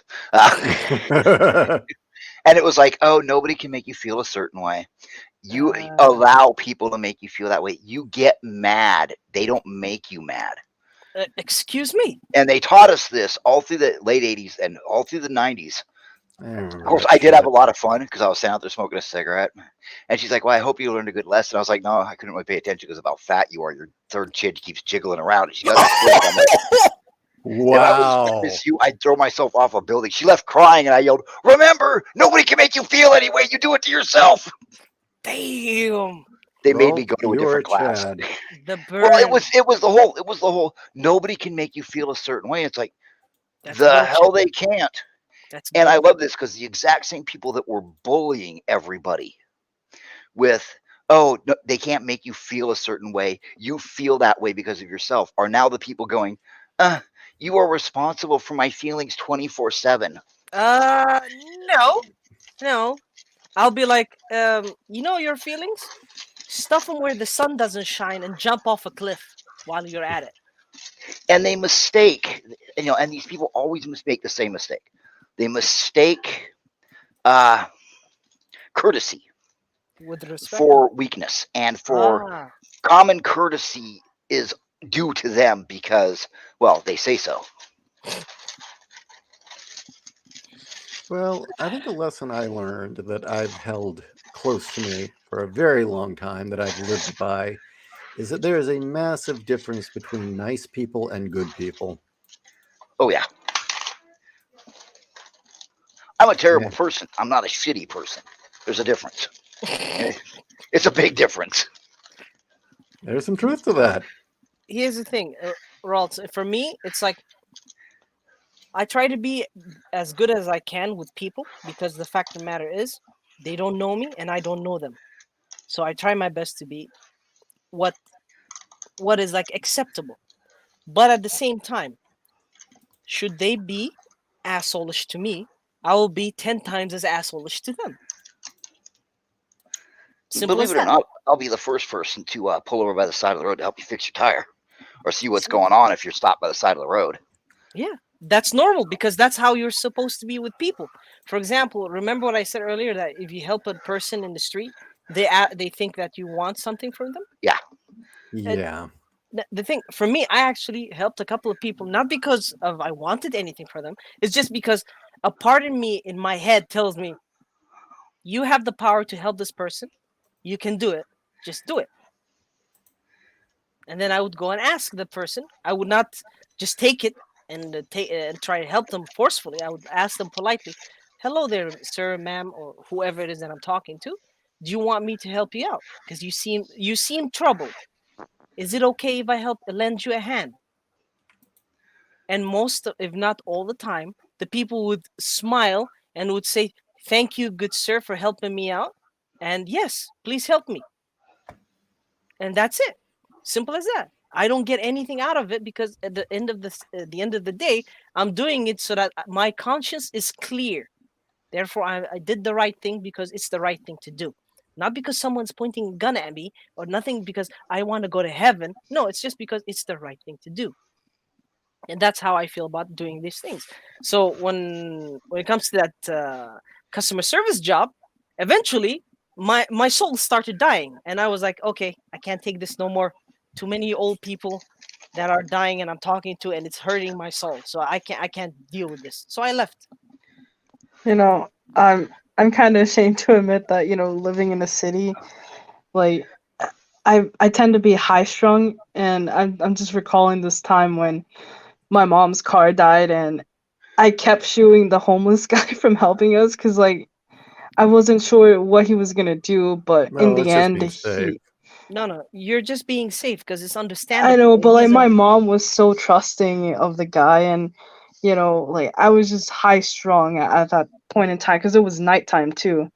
But like in the end, he ended up helping us, and he called over one of his buddies and who actually had a car, and like they helped us. And my mom tried paying him, and he said no. he said no because Yeah. he noticed that I was high strung and that I was nervous, and um I don't know if that factored in or not, but like he did not want to accept any monetary compensation for it. So like I still recall that, and I still feel kind of bad, but like it was like in the hood and stuff like that. So Maybe that's why he didn't accept it. It's because it's in the hood. It's kind of dangerous, and he Yeah. noticed that you're high strung too. yeah, that's true. And The also, he didn't want her to flash her cash. Yeah, Oh yeah, that too. I didn't think of that. Yeah, let's not have you flashing your cash, sweetheart. yeah, you get into trouble. You I know mean, there's yeah, neighborhoods I wouldn't go into. Yeah, but my mom just has no qualms. Like, Well, your Yeah. mom grew up in a society where it was like people fighting over the littlest of things, and it's rare for people to be nice to one another. So of course she'd be accepting of anybody being nice. It's normal. It's the same thing with my dad. My dad is like really helpful to people, and he would accept help from other people as well. But at the same time, he would tell me, "You as a man, do not beg, do not ask for help," and it stuck Um, with me because another. it's I'm trying to think of another time. Like I actually like when my city was getting flooded. Like I actually like it was me and this group, and then there was like a hobo guy just leading us. Like just we were basically he had our back when like it was just a whole bunch of people like strangers all cramped up and like packed inside of like the train station, so he was like looking out for us, I guess. So Well, it was an interesting experience. might have been a military man. here's the thing, Mm, and I'm sure Raltz would agree with me on this one. Uh, When the shit hits the fan, you get to meet who the person really is. oh yeah, you Yep. definitely get to know the person. Yep. yeah. The guy was from New York, the hobo. He was just Yeah. visiting because his kid lived in my city. So Well, then he's not a hobo unless his kid was a hobo. no. Like he was homeless. He said he mentioned that he lived in shelters a lot, and like that's why Drifter. he's Yeah. yeah. He might be But just a he drifter. Like his he separated from his wife and stuff, so like he didn't have a place to stay anymore, but he would visit his kid often because he still wanted to be in his kid's life, even if the wife didn't want him, like his ex-wife didn't really want him in the picture and stuff like that. so he's a victim of the courts. Yeah. I found out a weird thing. People in the city get really weird. You know, they're stuck in their car. You go out and you save them. You pull them out of the floodwater, and they get really weird when you offer them money. And when they offer you money, and you're like, "No, man, keep it," and walk off. They get Yeah. all weirded out, like you're gonna run back and cannibalize them or something. Yeah, because they're not used to people who are nice. Yeah. It's like there's too many people, and then it's only who you know, and then all the other people outside your circle, you're kind of just a bit weary, especially if like it's in the hood and stuff like that. But maybe in the suburbs, it's a bit more nicer, I guess. But like full on urban environment, you just got to be careful sometimes. Like Yeah, I you kind just of, that's an interesting statement because I know that, as you said, maybe it's different in the suburbs. When the fires swept through San Diego, now granted, we were living in a fairly conservative neighborhood. That might have had something to do with it. And, the fire department was underfunded and was unable to take care of their own shit.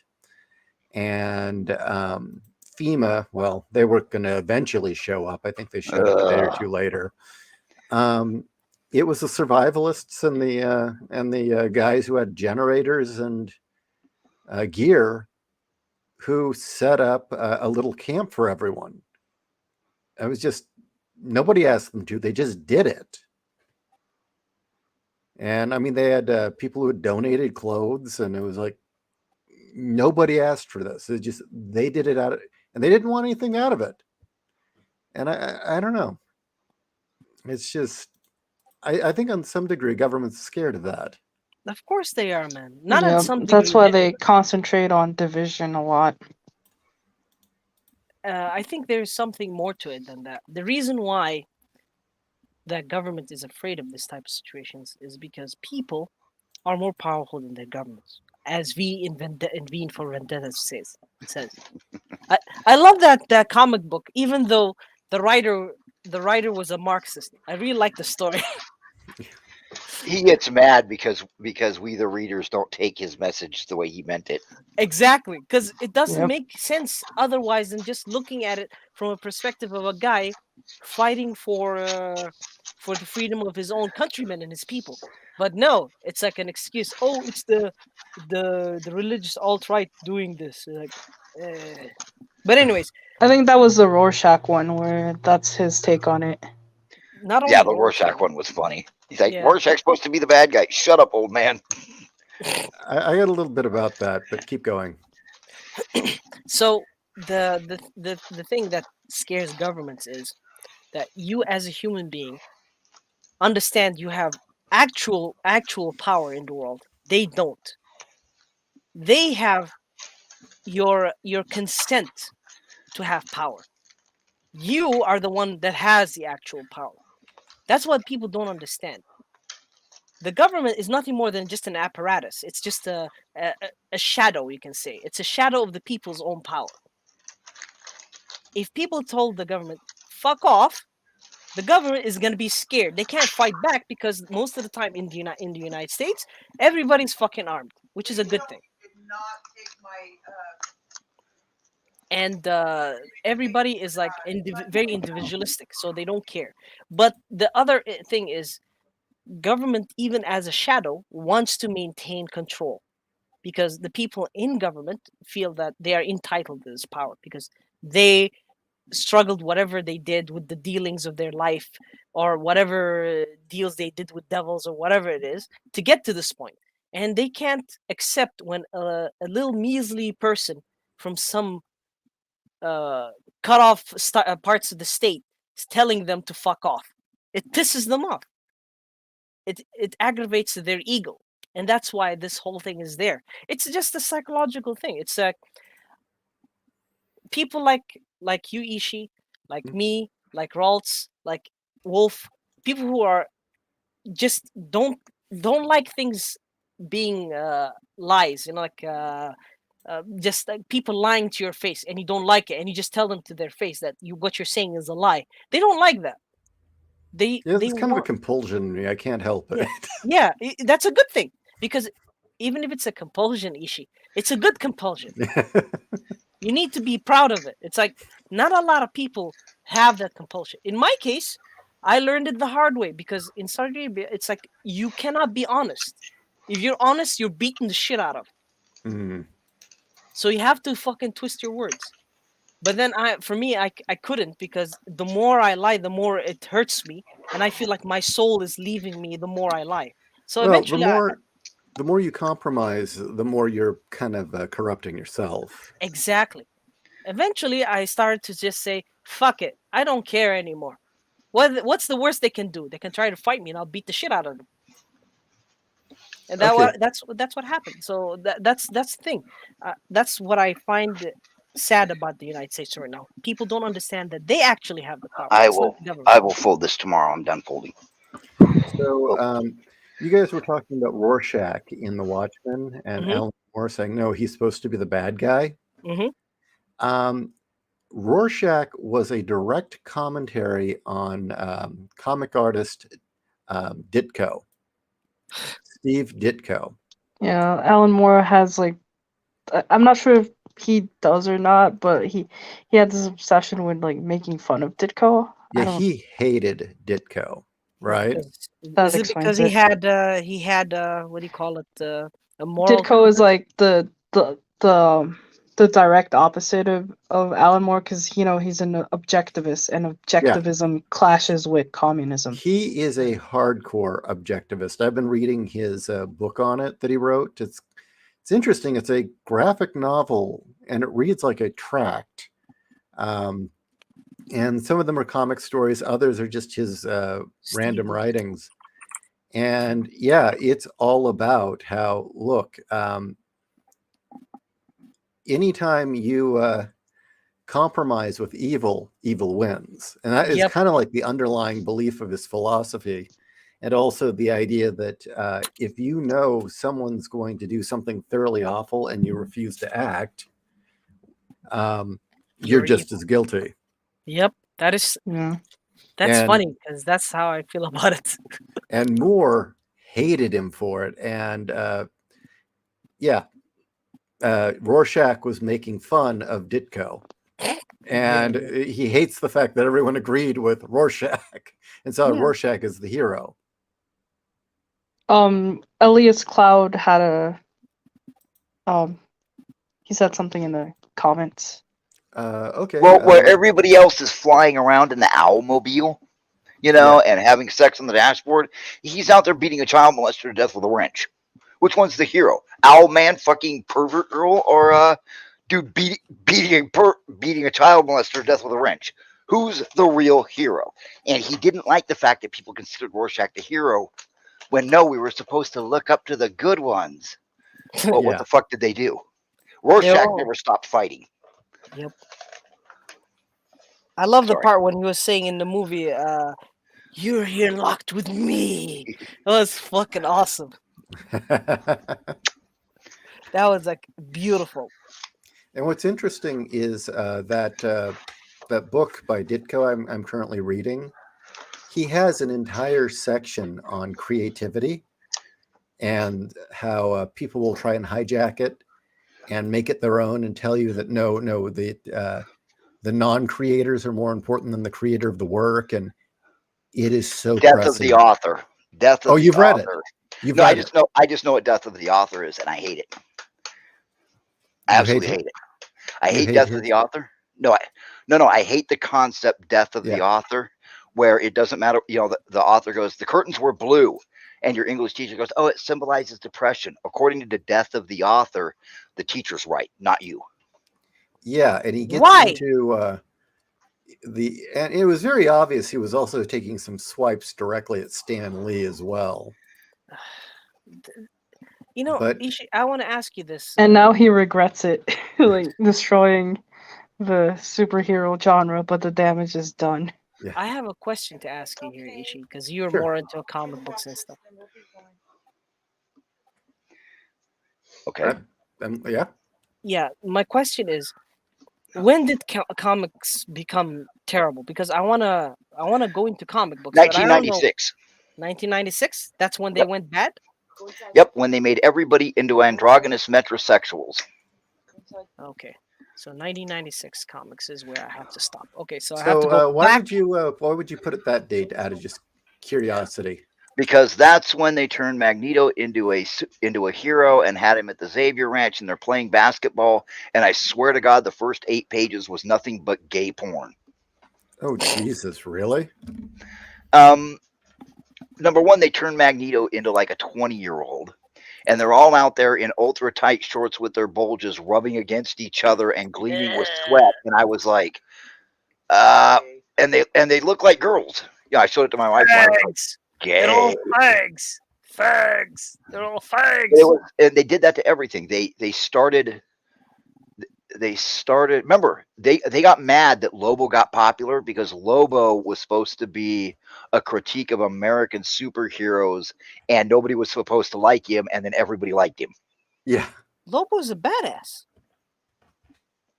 Lobo was a fun character. I didn't like when they turned him all scrawny. I liked it when they brought the Yeah. big burly guy back. When he looked like Rob Zombie, but ripped.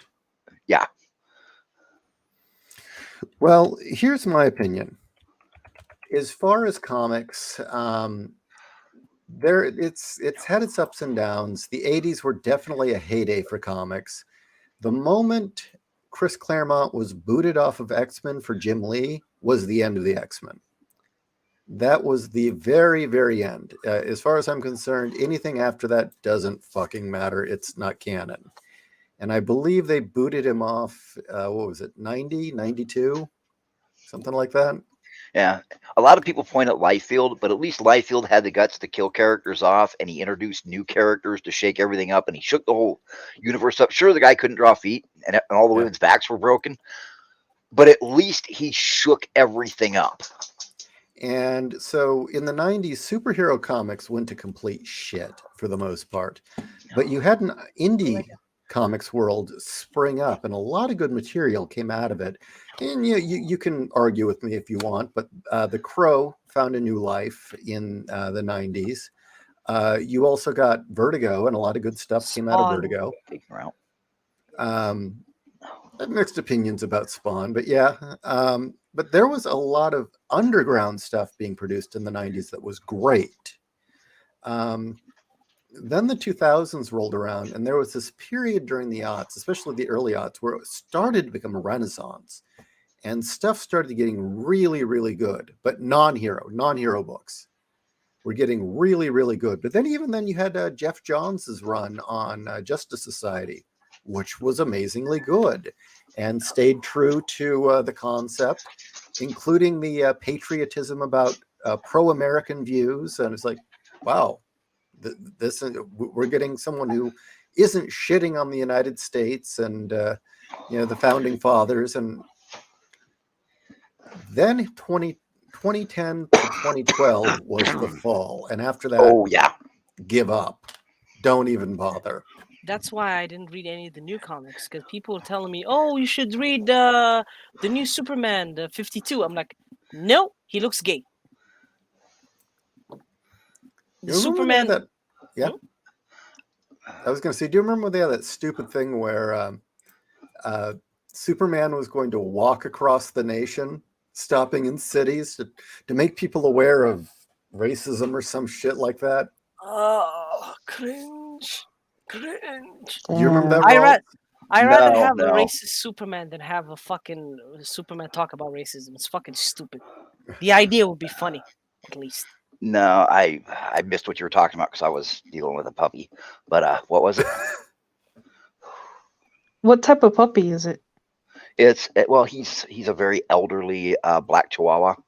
Ah, He's very well behaved, and he's such is a it good like dog. long hair Chihuahua or No, short hair? short, Ah. short, and he's all black except, well, he's got a lot of gray now because he's like 16 years old.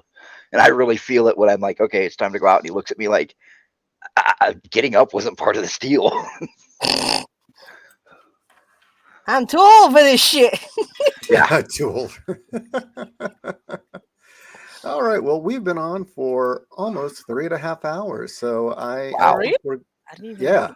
Wow. this has been one hell of a show and a very interesting one at that. Very nice to finally meet you, Tweldy, and to actually get a chance to meet you a little better, Eloise. Hello. Yeah. Likewise. Sorry. And you said you'd have nothing to say if we brought you on. It's because, like, I don't know. I guess I'm not that talkative in, like, IRL, so. But I'm slowly getting used to it, and, well, recently I'm forced to, like, interact with people because I'm part of, like, customer service now. Like, I'm a cashier, but, like, I work in retail now, so, like, I get all that human interaction, so it's getting easier to talk to people again. That's funny that you mentioned that. The reason I went into customer service is because the job, what do you call those, those companies that try to find you jobs and teach you how to find jobs and all that. They told Yeah. me you are you're too cold. You're too robotic. Tell them you're autistic. I What, baby? Oh God! This is equally as virtuous as ordinary Superman. He always saves you, no matter what race you are. It is also accurately reports to the media. Oh, it's Marv Alice's comment. Yeah, I know. That's why I like that type of Superman, other than a social justice Superman, who's basically a fucking Nazi. Yeah. All right. No. Well, thank you all for joining us. Merry Hey. Christmas to all. And Merry Christmas, everyone. I Merry want all of Christmas, you guys. to have a And damn good Merry time. Christmas to all of you. Happy As New well. Year's too. It's Yep. coming right around the corner too. Yeah. And it's been finally I get the chance to talk with you. And you had a lot to say, didn't you? Yeah. Yeah. It's All right. All right. Good night, everyone. Good night. Good night, everyone. Yeah. It's still live, or am I? Oh shit. We're still Oh live. shit, he left and we're still live. Can Uh-oh. we